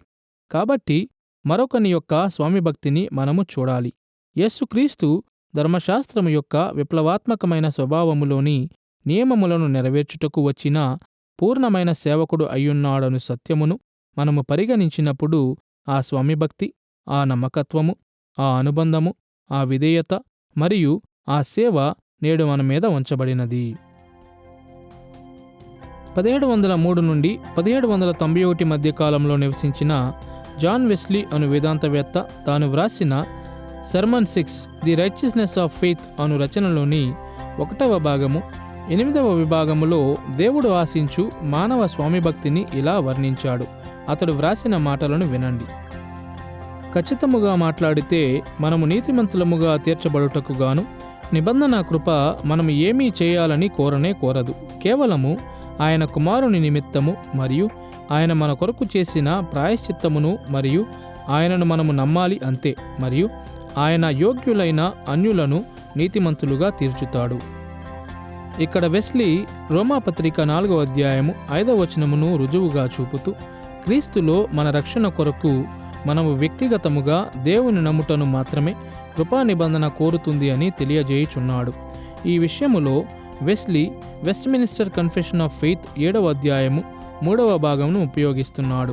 అక్కడ వ్రాయబడిన మాటలను మరలా వినండి. రెండవ నిబంధన చేయుటకు దేవుడు ఇష్టపడ్డాడు. దీనిని సాధారణంగా కృపా నిబంధన అని పిలుస్తారు. దీనిలో ఆయన యేసుక్రీస్తు ద్వారా పాపులకు జీవమును మరియు రక్షణను ఉచితముగా ఇస్తాడు మరియు వారు రక్షింపబడునట్లు వారి నుండి విశ్వాసమును కోరతాడు. రక్షింపబడుటకు గాను మనము దేవుని యందు రక్షింపబడు విశ్వాసమును కలిగి ఉంటే చాలు అని ఇవాంజలికల్ క్రైస్తవులు నమ్ముతారు మరియు ఇది లేఖన బోధకు అనుగుణముగా ఉంది. ఒక ఉదాహరణగా అపోస్తలుల కార్యములు 15వ అధ్యాయం 36వ వచనము నుండి 18వ అధ్యాయం 22వ వచనములో నమోదు చేయబడిన పౌలు యొక్క 2వ మిషనరీ యాత్రను జ్ఞాపకము చేసుకోండి. ఆ ప్రయాణములో సువార్తను ప్రకటించినందుకు పౌలు శీలలను ఫిలిప్పీ పట్టణములోని చెరసాలలో బంధించారు.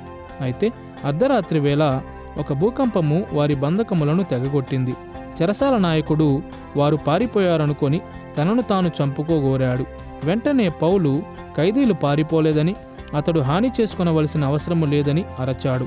అతని జీవితము కొరకు వారు కలిగి ఉండిన శ్రద్ధను బట్టి చెరసాల నాయకుడు ఎంతగా ప్రభావితుడయ్యాడంటే అతడు వెంటనే క్రీస్తును అంగీకరించాలని కోరాడు. అపోస్తలుల కార్యములు 16వ అధ్యాయము 30-31 వచనాలలో చెరసాల నాయకుడు మరియు పౌలు శీలల మధ్య జరిగిన సంభాషణను వినండి. చెరసాల నాయకుడు వారిని వెలుపలికి తీసుకుని వచ్చి, అయ్యలారా, రక్షణ పొందుటకు నేనేమి చేయవలెనను. అందుకు వారు, ప్రభువైన యేసునందు విశ్వాసముంచుము, అప్పుడు నీవును నీ ఇంటివారును రక్షణ పొందుదురని చెప్పెను. కృపా నిబంధనలో క్రీస్తు యొక్క మధ్యవర్తిత్వం ఎంత ప్రభావవంతమైనదంటే అది మన కొరకు దేవుని నిబంధన అవసరతలన్నిటినీ నెరవేర్చుతుంది. మన విశ్వాసము కూడా మనము చేసిన భావార్థకమైన కార్యముగా పరిగణించబడదు.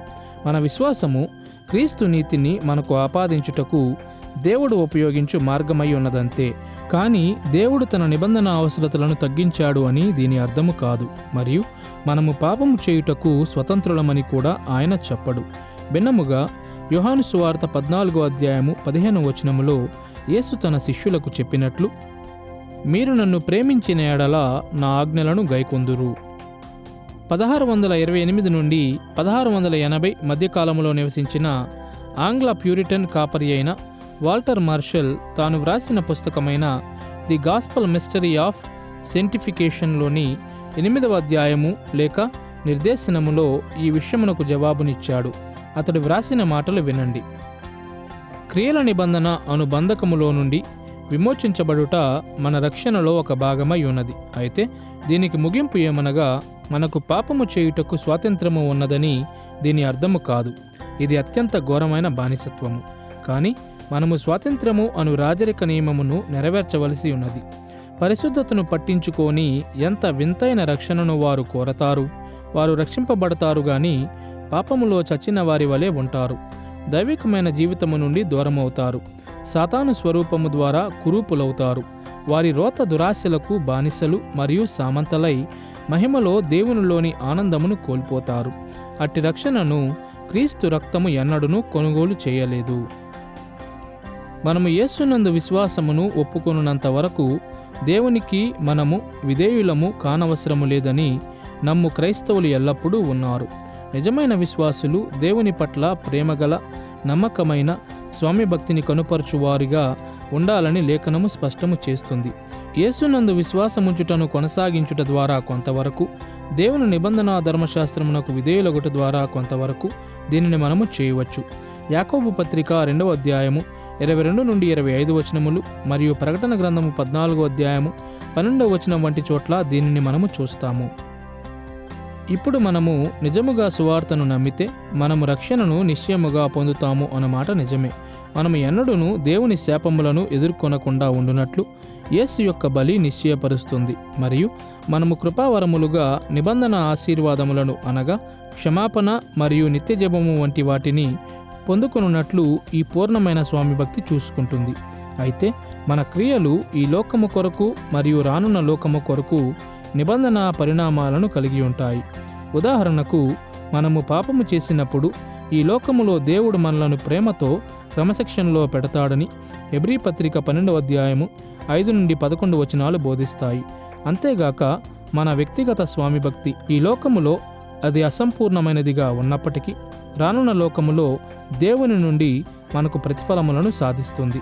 మత్తయి సువార్త 6వ అధ్యాయం 20వ వచనము, మార్కు సువార్త 10వ అధ్యాయం 21వ వచనము మరియు లూకా సువార్త 12వ అధ్యాయము 33-34 వచనాలలో దీనిని మనము చూస్తాము. కాబట్టి క్రొత్త నిబంధనలో మానవ స్వామి భక్తిని గూర్చి మనము ఆలోచన చేయునప్పుడు యేసు మన శాపమంతటిని తీసివేశాడని జ్ఞాపకముంచుకొనుట చాలా అవసరమై ఉన్నది. మనము ఆయనకు నమ్మకముగా ఉన్నంత వరకు దేవుని నిబంధనలోని నిత్యముండు ప్రతికూల పరిణామాలను మనము అనుభవించవలసిన పని లేదు. అయినను మనము పాపము చేయకుండా ఉండుటకు బద్ధులమై ఉన్నాము. అదేవిధముగా మన ఆశీర్వాదములలో చాలా వరకు క్రీస్తు ద్వారా కొనబడ్డాయి మరియు మన వ్యక్తిగత స్వామి భక్తి మీద ఆధారపడి లేవు. అయినను మనము ఆయనకు విధేయులము కావాలని నిబంధన కోరుతుంది. క్రీస్తు యేసునందు విశ్వాసము ద్వారా కృపమూలముగా మనము రక్షించబడితేమి. రక్షింపబడుటకు వేరొక మార్గము ఏదియూ లేదు. అయితే ఏ హేతువుతో మనము ఆయనకు విధేయులమవ్వాలి? ఆయనను ప్రేమించుటకు వెనుక హేతువు ఏముంటుంది అని కొందరు అడుగుతారు. అసలు హేతువు తరువాత 2 వచనములలో ఇవ్వబడినదని నా ఆలోచన. అవును, ఇదంతా ఎఫెసీ పత్రిక 2వ అధ్యాయంలో నుండి వెలువడుతుంది. అక్కడ మనము ఇలా చదువుతాము: దేవుడు ముందుగా సిద్ధపరిచిన సత్క్రియలు చేయుటకై మనము క్రీస్తు యేసునందు సృష్టింపబడిన వారమై ఆయన చేసిన పని అయి ఉన్నాము. కాబట్టి మనము విశ్వాసము ద్వారా కృపమూలముగా రక్షింపబడి ఉంటే మనము సత్క్రియలను చేయబద్దులమై ఉన్నాము. దానిని మనం అన్వేషిస్తూ ఉండాలని నా ఆలోచన. ఇప్పుడు ప్రశ్న ఏమిటంటే, మనము సత్క్రియలు చేయకుంటే మనము ఏమై ఉన్నాము? ఇది సరి అయిన ప్రశ్న అని నేను అనుకుంటున్నాను. మనము యేసుక్రీస్తునందు విశ్వాసము ద్వారా కృపమూలముగా నిజముగా రక్షింపబడ్డామా?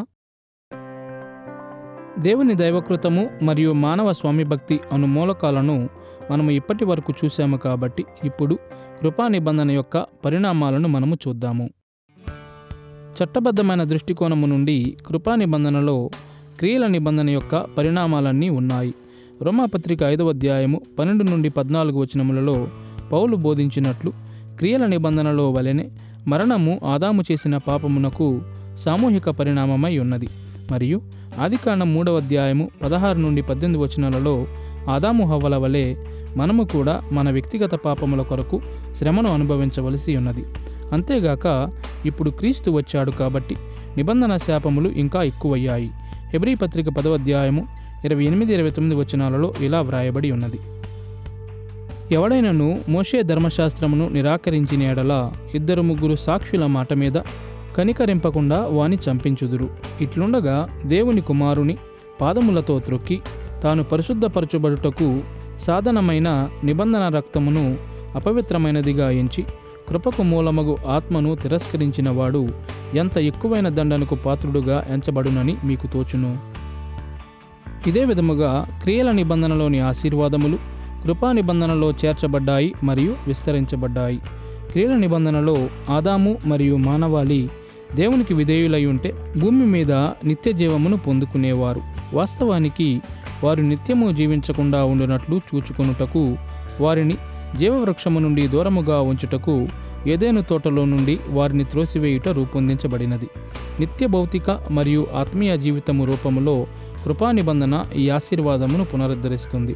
తుదకు మనము క్రొత్త ఆకాశములు మరియు క్రొత్త భూమి అను భూలోక పరదైసులో నివసిస్తామని అది వాగ్దానము చేస్తుంది. ప్రకటన గ్రంథము 21వ అధ్యాయము 1వ వచనము నుండి 22వ అధ్యాయం 5వ వచనములో యోహాను ఎదురు చూసినట్లు జీవవృక్షము యొద్దకు వెళ్ళు అవకాశము కూడా మరలా మనకు లభిస్తుంది. అయితే దీనిని మించి కృపా నిబంధనలో మన విమోచన క్రియల నిబంధనలో మనకు ఇవ్వబడిన ఆశీర్వాదములను మరింతగా పెంచుతుంది. ఉదాహరణకు, మన విమోచన యొక్క అంతిమ స్థితిలో పాపము మరియు దాని పర్యవసానాల యొక్క సాధ్యత పూర్తిగా తీసివేయబడుతుంది. మునుపటి పాఠంలో క్రీస్తు శకం 354 నుండి 430 వరకు నివసించిన హిప్పో పట్టణ బిషప్ అయిన అగస్టిన్ యొక్క బోధలను చూశాము. అతడు మానవుల యొక్క వాస్తవిక స్థితిని అనగా పాపరహిత స్థితిని పొస్సే నాన్ పెక్కరే అని వర్ణించాడు. అనగా మానవాళికి పాపము చేయు సామర్థ్యము లేదని అర్థము. అయితే క్రియల నిబంధనలో మానవాళికి పాపము చేయు సామర్థ్యము కూడా ఉండినది. దీనిని పొస్సే పెక్కర్రే అని పిలిచాడు. క్రీస్తులో మన విమోచన ద్వారా మనము పొస్సే నాన్ పెక్కరే స్థాయికి చేరుకుంటాము అని అగస్టిన్ బోధించాడు. ఈ లాటిన్ పదమునకు పాపము చేయుటకు అసమర్థత అని అర్థము. క్రియల నిబంధనలో మన ఉత్తమమైన స్థితి కంటే కూడా ఇది మరీ ఉత్తమమైన స్థితి అయ్యున్నది. ఎందుకంటే ఇది దేవుని ఆశీర్వాదములలో మనలను నిత్యము భద్రపరుస్తుంది. అంతేగాక కృపా నిబంధనలో మన ఆశీర్వాదములలో క్రీస్తుతో ఐక్యత కూడా జోడించబడినది. పౌలు ఈ ఆలోచనను ఎంతగా హత్తుకున్నాడంటే తన రచనలన్నిటిలో దీనిని తరచుగా ప్రస్తావించాడు. క్రీస్తు యందు, క్రీస్తు యేసునందు, ప్రభువునందు మరియు ఆయన యందు అను పదములను తన రచనలలో 100 కంటే ఎక్కువ సార్లు ఉపయోగించాడు. క్రీస్తునందు ఈ ఐక్యతను కొందరు వేదాంతవేత్తలు నిబంధన ప్రాతినిధ్యముగా అర్థము చేసుకుంటారు. ఇతరులు దీనిని ఆత్మీయ ఐక్యత దృష్ట్యా అర్థము చేసుకుంటారు. దీనిలో 2 ఉన్నాయని మరికొందరు నమ్ముతారు. అయితే ఏది ఏమైనా మన మధ్యవర్తి అయిన యేసుక్రీస్తుతో మన ఐక్యత మన జీవితంలోని ప్రతి కోణమును మార్చివేయి విధముగా ఒక వ్యక్తిగత అనుబంధమును సృష్టిస్తుంది. మరియు దానిలోని ఆశీర్వాదములు క్రియల నిబంధనలో మనము పొంది ఉన్న ప్రతి ఆశీర్వాదమును మించినవిగా ఉన్నాయి. ఎందుకంటే మనము సొంతగా సాధించగలిగి ఉండిన ఆశీర్వాదములకు బదులుగా ఇప్పుడు దేవుని పరిపూర్ణమైన కుమారుడును తన రాజ్యమునకు రాజు అయిన క్రీస్తు స్వయంగా సాధించిన ఆశీర్వాదములను మనము పొందుకుంటాము. అవును, మనము యేసునందు విశ్వాసముంచితే మన స్థానములో ఆయన నిబంధన శాపములను మోస్తాడు అను ఆశీర్వాదమును మనము మర్చిపోకూడదు. మనము పాపము చేసినప్పుడు మనము దేవుని నిబంధనను ఉల్లంఘిస్తాము మరియు దాని యొక్క ప్రతికూల పరిణామాలను పొందుకుంటాము. అయితే మనలను శిక్షించుటకు బదులుగా దేవుడు మన శిక్షను యేసుకు పురమాయిస్తాడు మరియు యేసు ఇప్పటికే శిలువ మీద దానితో వ్యవహరించాడు. కాబట్టి విశ్వాసులకు కృపా నిబంధనలో శాపములు లేవు, దానిలో ఆశీర్వాదములు మాత్రమే ఉన్నవి. ఈ కారణము చేత కొంతమంది పురాతన వేదాంతవేత్తలు ఆదాము పాపమును అదృష్టం లేక ఆనందకరమైన సన్నివేశము అని పిలుస్తారు. నిశ్చయముగా అతని పాపము దుష్టమైనదే మరియు దేవుడు సరిగానే దానిని ఖండించాడు. అయితే కృపా నిబంధనలో విమోచన మానవాళి యొక్క వాస్తవిక స్థితి కంటే ఎంత ఉత్తమమైనదంటే ఆదాము పాపము చేయుట ఒక రకముగా మనకు మేలయ్యున్నది. 1225లో జన్మించి 1274లో మరణించిన స్కోలాస్టిక్ వేదాంతవేత్త అయిన థామస్ అక్వినాస్ తాను వ్రాసిన సుమ్మా థియోలజికా 3వ భాగము 1వ ప్రశ్న 3వ వ్యాసము 3వ అభ్యంతరమునకు జవాబుగా ఈ సత్యమును వర్ణించాడు. అతడు వ్రాసిన మాటలను వినండి. పాపము తరువాత మానవ స్వభావము మరింత ఉన్నతమైన స్థితికి ఎదగకూడదు అనుటకు ఏ కారణము లేదు. వాటిలో నుండి ఉన్నతమైన మేలును కలిగించుటకు దేవుడు కీడును అనుమతిస్తాడు కదా. కాబట్టి ఇలా వ్రాయబడి ఉన్నది: పాపమెక్కడ విస్తరించెనో అక్కడ కృప అపరిమితముగా విస్తరించెను.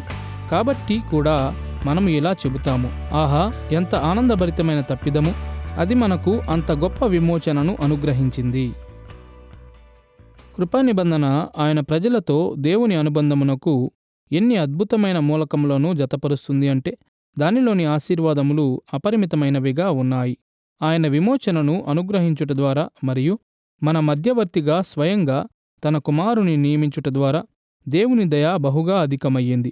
నిబంధన ఆశించిన మానవ స్వామిభక్తిని మన మధ్యవర్తి మన పక్షమున పూరించాడు మరియు విశ్వాసములో, విధేయతలో మరియు పరిశుద్ధతలో మన ఎదుగుదలను బలపరచుటకు ఆయన పరిశుద్ధాత్మను మనము పొందుకుంటాము.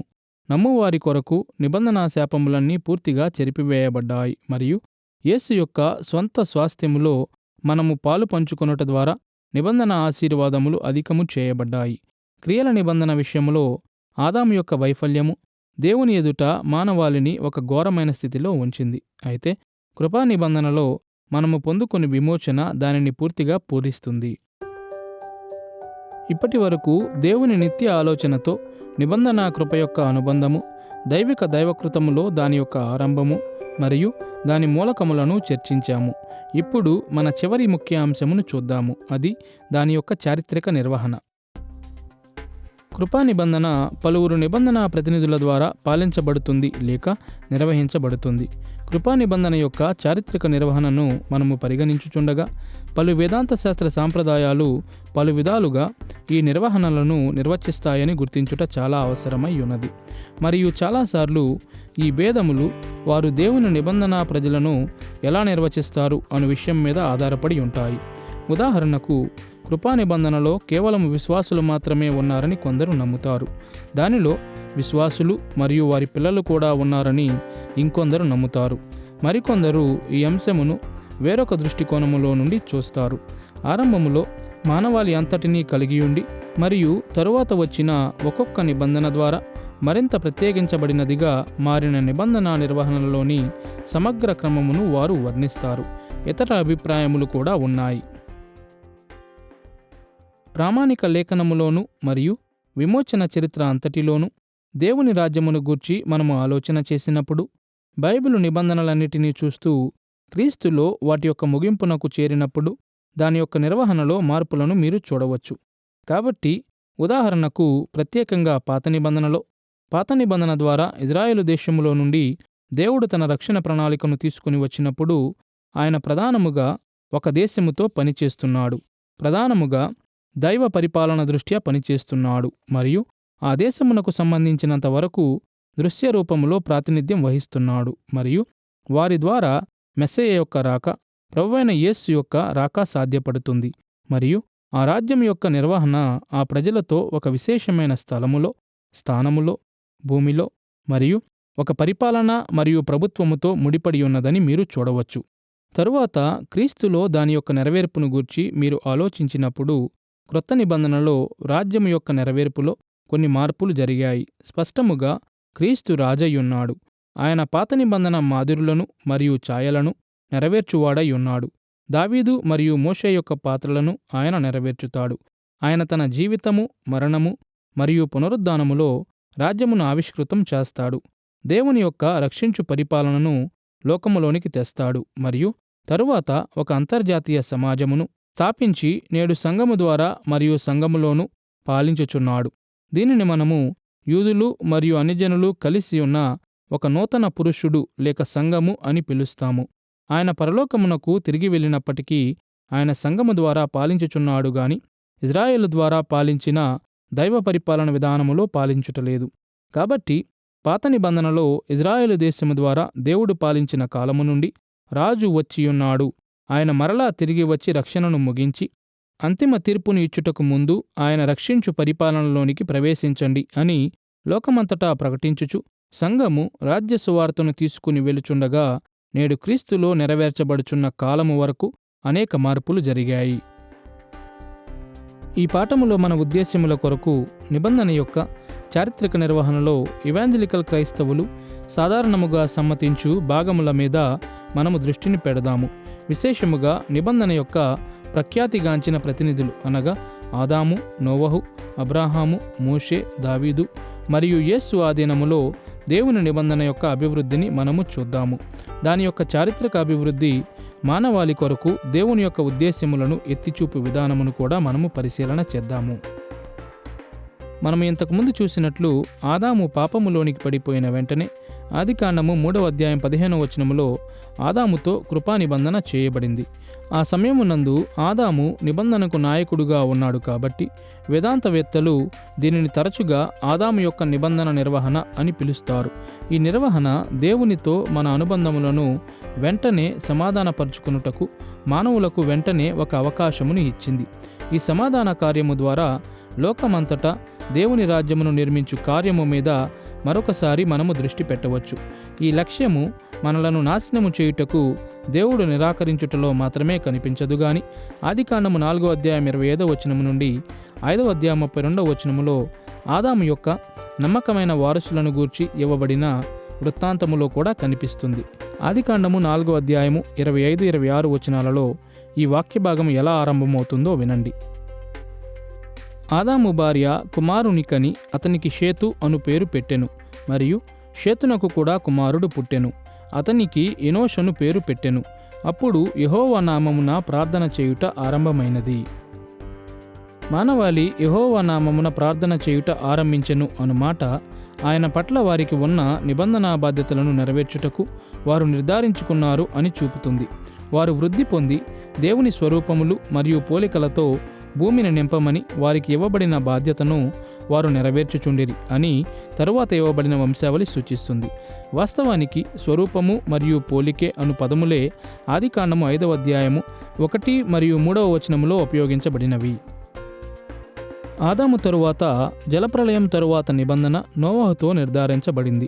నోవహు నిర్వహణ ఆదికాండం 6వ అధ్యాయం 18వ వచనము మరియు 8వ అధ్యాయము 21వ వచనము నుండి 9వ అధ్యాయం 17వ వచనంలో ప్రస్తావించబడినది. ఇంతకుముందు పాఠములో మనము చూసినట్లు ఈ నిర్వహణలో ఆదాము నిర్వహణలోని షరతులు అన్నీ స్పష్టముగా చేర్చబడినవి. ఆదికాండము 6వ అధ్యాయము 18వ వచనములో నోవహుతో దేవుడు పలికిన మాటలను మీరు గుర్తు చేసుకోవచ్చు. ఇక్కడ స్థిరపరచెదను అను పదము హెబ్రీ క్రియాపదమైన కుమ్ను అనువదిస్తుంది. ఇది అప్పటికే ఉనికిలో ఉన్న ఒక నిబంధనను నిర్ధారించుటకు ఉపయోగించు ఒక సాధారణ పదమై ఉన్నది. అయితే జలప్రళయముతో ఇక ఎన్నడూ భూమిని నాశనము చేయనని దేవుడు చేసిన వాగ్దానమును జోడించుటతో నోవహు నిర్వహణ నిబంధన ఆశీర్వాదములను విస్తరింపజేస్తుంది. ఈ నిబంధనకు చిహ్నముగా దేవుడు ఇంద్రధనుస్సును కూడా ఇచ్చాడు. ఈ విధముగా భూమి మీద ఎల్లప్పుడూ నివసించుటకు ఒక స్థానము ఉంటుంది అని మరియు దానిలో తనకు నమ్మకమైన ప్రజలు నిబంధన ఆశీర్వాదములను వెదకవచ్చని ఆయన హామీ ఇచ్చాడు. దేవుడు ఆదాము హవ్వలకు ఇచ్చిన ఆజ్ఞనే నోవహుకు మరియు అతని కుటుంబమునకు కూడా ఇచ్చుట ద్వారా మానవాళి కొరకు రాజ్య ఆశీర్వాదములను ఆయన పునరుద్ఘాటించాడు. ఆదికాండము 9వ అధ్యాయము 1వ వచనములో ఆయన వారితో ఇలా సెలవిచ్చాడు: మీరు ఫలించి అభివృద్ధి పొంది భూమిని నింపుడి. నోవహు తరువాత అబ్రహాము దేవుని నిబంధన ప్రజలకు తరువాత ప్రాముఖ్యమైన ప్రతినిధిగా ఉన్నాడు. అబ్రహాము నిబంధన నిర్వహణ ఆదికాండం 15వ అధ్యాయం 1 నుండి 21 వచనములు మరియు 17వ అధ్యాయం 1 నుండి 21 వచనాలలో ప్రస్తావించబడింది. అబ్రహాము సందర్భంలో కూడా నిబంధనలో నోవహు నిర్వహణలో ఉన్న షరతులు చేర్చబడ్డాయి మరియు అబ్రహాము యొక్క వారసులను గొప్ప దేశముగా చేస్తానని మరియు వారి ద్వారా ప్రపంచ దేశములన్నిటినీ దీవిస్తానని దేవుడు చేసిన వాగ్దానములు దానిలో చేర్చబడినవి. ఈ నిర్వహణ సమయములో అబ్రహాము వారసుల ద్వారా ముఖ్యముగా ఇజ్రాయేలు దేశము ద్వారా మానవాళి కొరకు తాను కలిగి ఉన్న ప్రణాళికను నెరవేర్చుతానని దేవుడు బయలుపరిచాడు. విశేషముగా దేవుని రాజ్యమును భూమి అందంతటా వ్యాపింపజేయు బాధ్యత వారికి ఇవ్వబడినది. రోమాపత్రిక 4వ అధ్యాయము 13వ వచనములో పౌలు వ్రాసినట్లు: అతడు లోకమునకు వారసుడగునను వాగ్దానము అబ్రహామునకైనను అతని సంతానమునకైనను కలిగెను. వాగ్దానము లేక అబ్రహాము యొక్క స్వాస్థ్యము లోకమును స్వతంత్రించుకుంటుంది అని పౌలు పలికిన మాటలు క్రొత్త విషయములు అని నేను అనుకొనుట లేదు. ఆయన ఒక క్రొత్త అనువాదమును ఇచ్చుట లేదు. అబ్రహాముతో దేవుడు ఆరంభించిన వృత్తాంతమును అతడు కొనసాగించుచున్నాడు. వాస్తవానికి అబ్రహాముతో దేవుడు ఆరంభించిన విమోచన నిబంధన కార్యక్రమం అంతటినీ ఆవృత్తం చేస్తుంది మరియు ఆదికాండం 12వ అధ్యాయములోని మొదటి 3 వచనాలలో దీనిని మీరు ఒక విత్తనము రూపములో చూడవచ్చని నేను అనుకుంటాను మరియు అబ్రహాము కొరకు వ్యక్తిగతముగా చేయబడిన వాగ్దానములను కూడా మీరు చూడవచ్చు. అతడు ఒక గొప్ప జనాంగమవుతాడు. అతని సంతతి ఒక గొప్ప దేశమవుతుంది. అతని పేరు గొప్పదిగా చేయబడుతుంది. చివరికి 3వ వచనములో అది లోకమంతటికీ విస్తరింపబడుతుంది. భూమి యొక్క సమస్త వంశములు నీయందు ఆశీర్వదించబడును. కాబట్టి ఒక సమయమందు లోకమంతటా వ్యాపించు ఒక కార్యక్రమమునకు అబ్రహాము ఆరంభమును పలుకుతున్నాడు. కాబట్టి సంఘము మీద ఆత్మను కుమ్మరించుట ద్వారా దేవుని నూతన కార్యము యొక్క ఆరంభమును గూర్చి పౌలు మాట్లాడునప్పుడు ఈ విమోచన ప్రణాళిక యొక్క నూతన ఘట్టము లేక నూతన భాగము నెరవేర్చబడుటను మనము చూశాము. అబ్రహాం తరువాత మోషే తరువాత ప్రధానమైన నిబంధన ప్రతినిధి అయ్యున్నాడు. మోషే నిర్వహణలోని షరతులు నిర్గమాకాండము 19 నుండి 24 అధ్యాయములలో క్రోడీకరించబడినవి మరియు లేవియకాండము మరియు ద్వితీయోపదేశకాండములో క్షుణ్ణముగా వివరించబడినవి. మోషే ద్వారా దేవుడు అబ్రాహాము నిర్వహణ మీద నిర్మించి ద్వితీయోపదేశకాండము 4వ అధ్యాయం 31వ వచనము మరియు 7వ అధ్యాయము 8 నుండి 13 వచనముల వంటి చోట్ల అబ్రాహాముతో తన వాగ్దానములను నిర్ధారించాడు. ఇజ్రాయేలు దేశము కొరకు ఆయన కట్టడలను ఇచ్చి విశేషముగా లిఖించబడిన మొట్టమొదటి ధర్మశాస్త్రమును వారికి ఇచ్చాడు. మరియు అలానే లోకమంతటా తన రాజ్యమును నిర్మించు బాధ్యత వైపుకు కూడా మరలా వారి దృష్టిని మళ్లించాడు. ద్వితీయోపదేశకాండము 28వ అధ్యాయము 1వ వచనములో మోషే ప్రజలకు చెప్పినట్లు, నీవు నీ దేవుడైన యెహోవా మాట శ్రద్ధగా విని నేడు నేను నీకు ఆజ్ఞాపించుచున్న ఆయన ఆజ్ఞలన్నిటినీ అనుసరించి నడుచుకునిన ఎడల నీ దేవుడైన యెహోవా భూమి మీదనున్న సమస్త జనముల కంటే నిన్ను హెచ్చించును. మోషే దినములలో భూమి మీద ఎక్కువ శాతం దేవుని యొక్క మానవ స్వరూపములతో నింపబడింది. అయితే మానవాళి అప్పటికీ ఘోరమైన తిరుగుబాటులో ఉన్నది కాబట్టి దేవుని రాజ్యముగా సేవించుటకు అది అప్పటికీ ఇంకా సిద్ధపడలేదు. కాబట్టి మోషే యొక్క నిబంధన నిర్వహణ క్రింద దేవుని సత్యము అను సందేశము ద్వారా ఇజ్రాయేలు విమోచనను తీసుకుని రావలసి ఉండెను. మరియు వారు సఫలమై ఉంటే ఆయన పక్షమున దేవుని నమ్మకమైన ప్రజలు లోకమును పాలించి ఉండేవారు. మోషే తరువాత తదుపరి ప్రధానమైన నిబంధన నిర్వహణ దావీదుతో జరిగింది. 2 సమూయేలు గ్రంథము 7వ అధ్యాయము మరియు 89, 132 కీర్తనలలో దావీదు నిర్వహణ వర్ణించబడింది. దావీదు దినమున దేవుడు మోషే నిర్వహణను నిర్ధారించాడు. అయితే అతి గొప్ప నిబంధన ఆశీర్వాదములు దావీదు యొక్క రాజత్వములో మరియు అతని సింహాసన వారసుల రాజత్వములో నెరవేర్చబడతాయి అని కూడా అది బయలుపరిచింది. 89వ కీర్తన 3-4 వచనాలలో మనము చదువునట్లు, నేను ఏర్పరచుకునిన వానితో నిబంధన చేసి ఉన్నాను, నిత్యము నీ సంతానమును స్థిరపరచెదను, తరతరములకు నీ సింహాసనమును స్థాపించదనని చెప్పి నా సేవకుడైన దావీదుతో ప్రమాణము చేసి ఉన్నాను.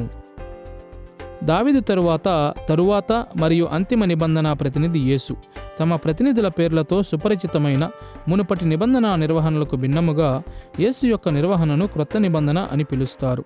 ఈ పేరు వాస్తవానికి ఇర్మియా గ్రంథం 31వ అధ్యాయం 31వ వచనములో ఉన్నది మరియు హెబ్రీ పత్రిక 8వ అధ్యాయము 8వ వచనము దీనిని ఉద్ధరణముగా చెబుతుంది. దేవుడు తుదకు ఒక స్థిరమైన కదల్చబడిన నిబంధనను స్థాపిస్తాడని మరియు దానిలో ఆయన ప్రజలు ఆయన నిబంధన ఆశీర్వాదములన్నిటినీ పొందుకుంటారని ఇర్మియా బోధించాడు.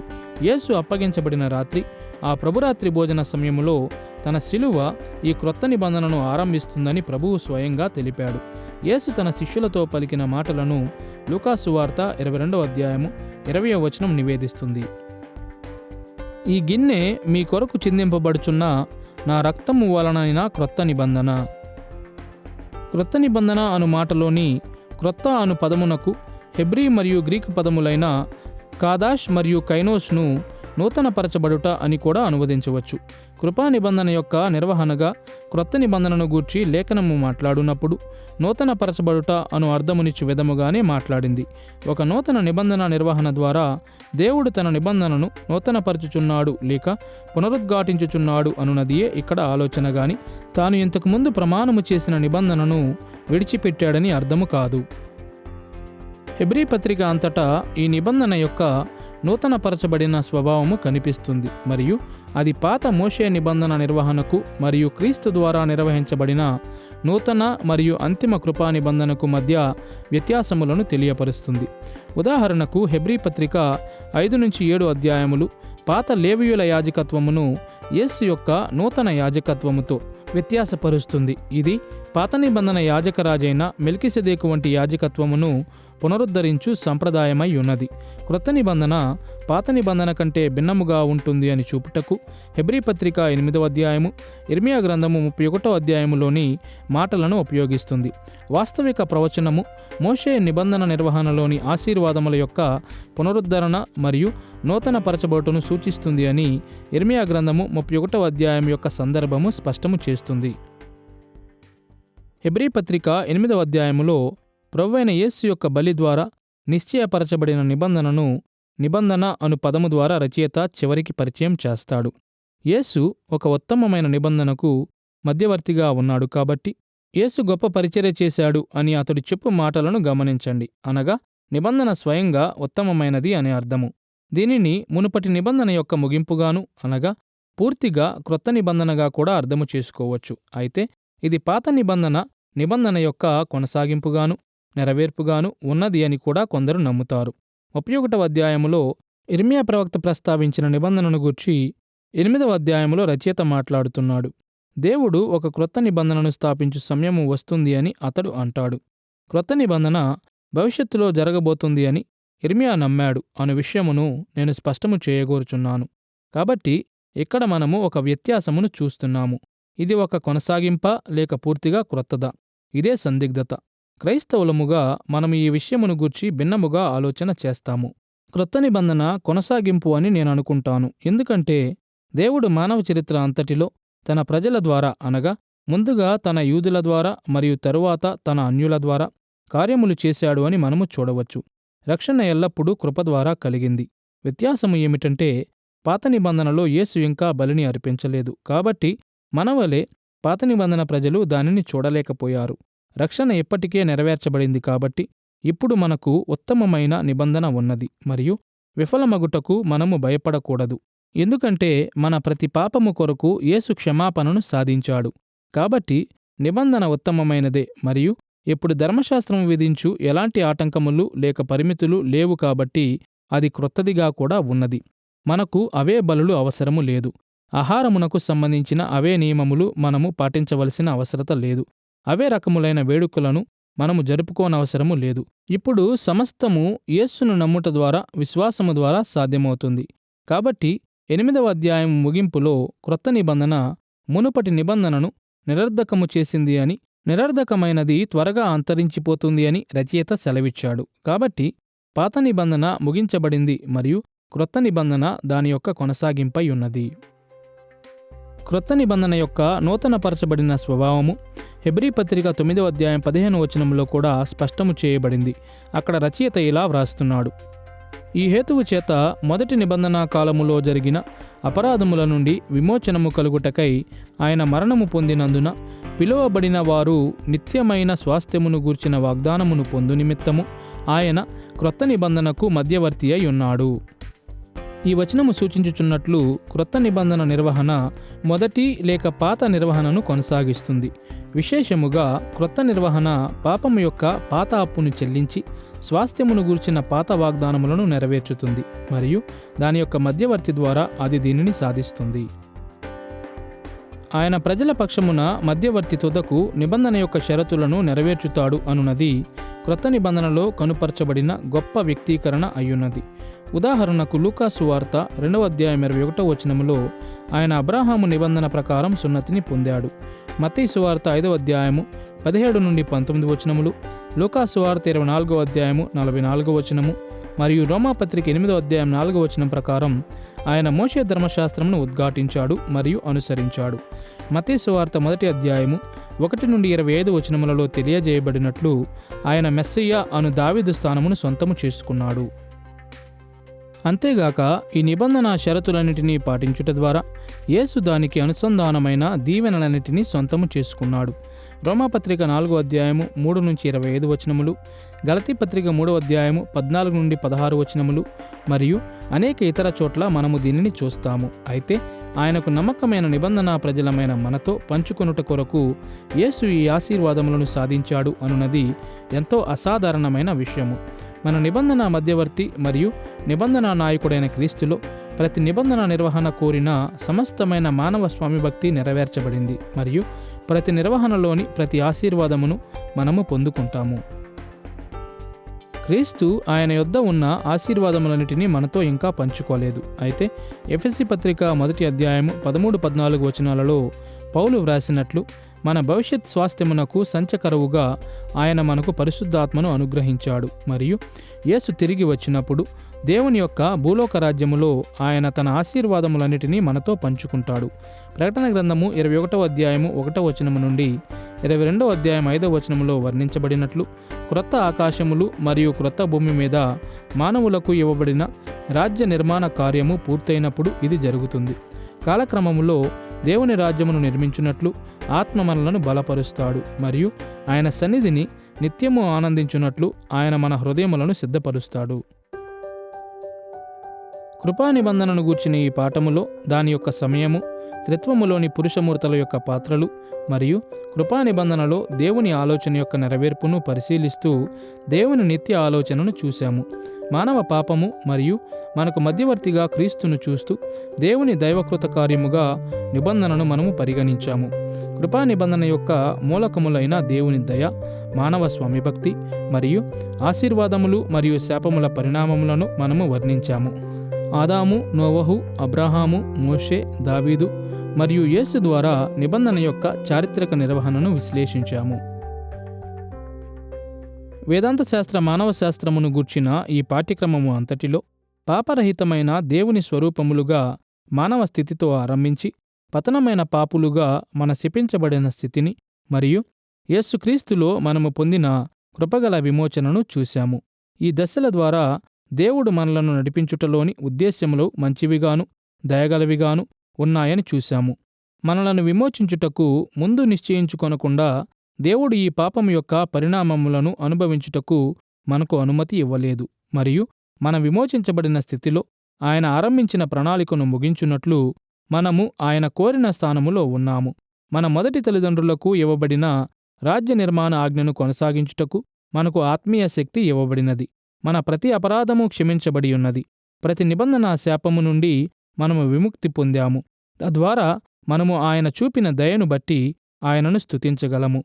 ఆయన నిబంధనకు విధేయత చూపుతూ జీవించగలము మరియు క్రొత్త ఆకాశములు క్రొత్త భూమిలో మన అంతిమ ఆశీర్వాదముల కొరకు వేచి ఉండగలము.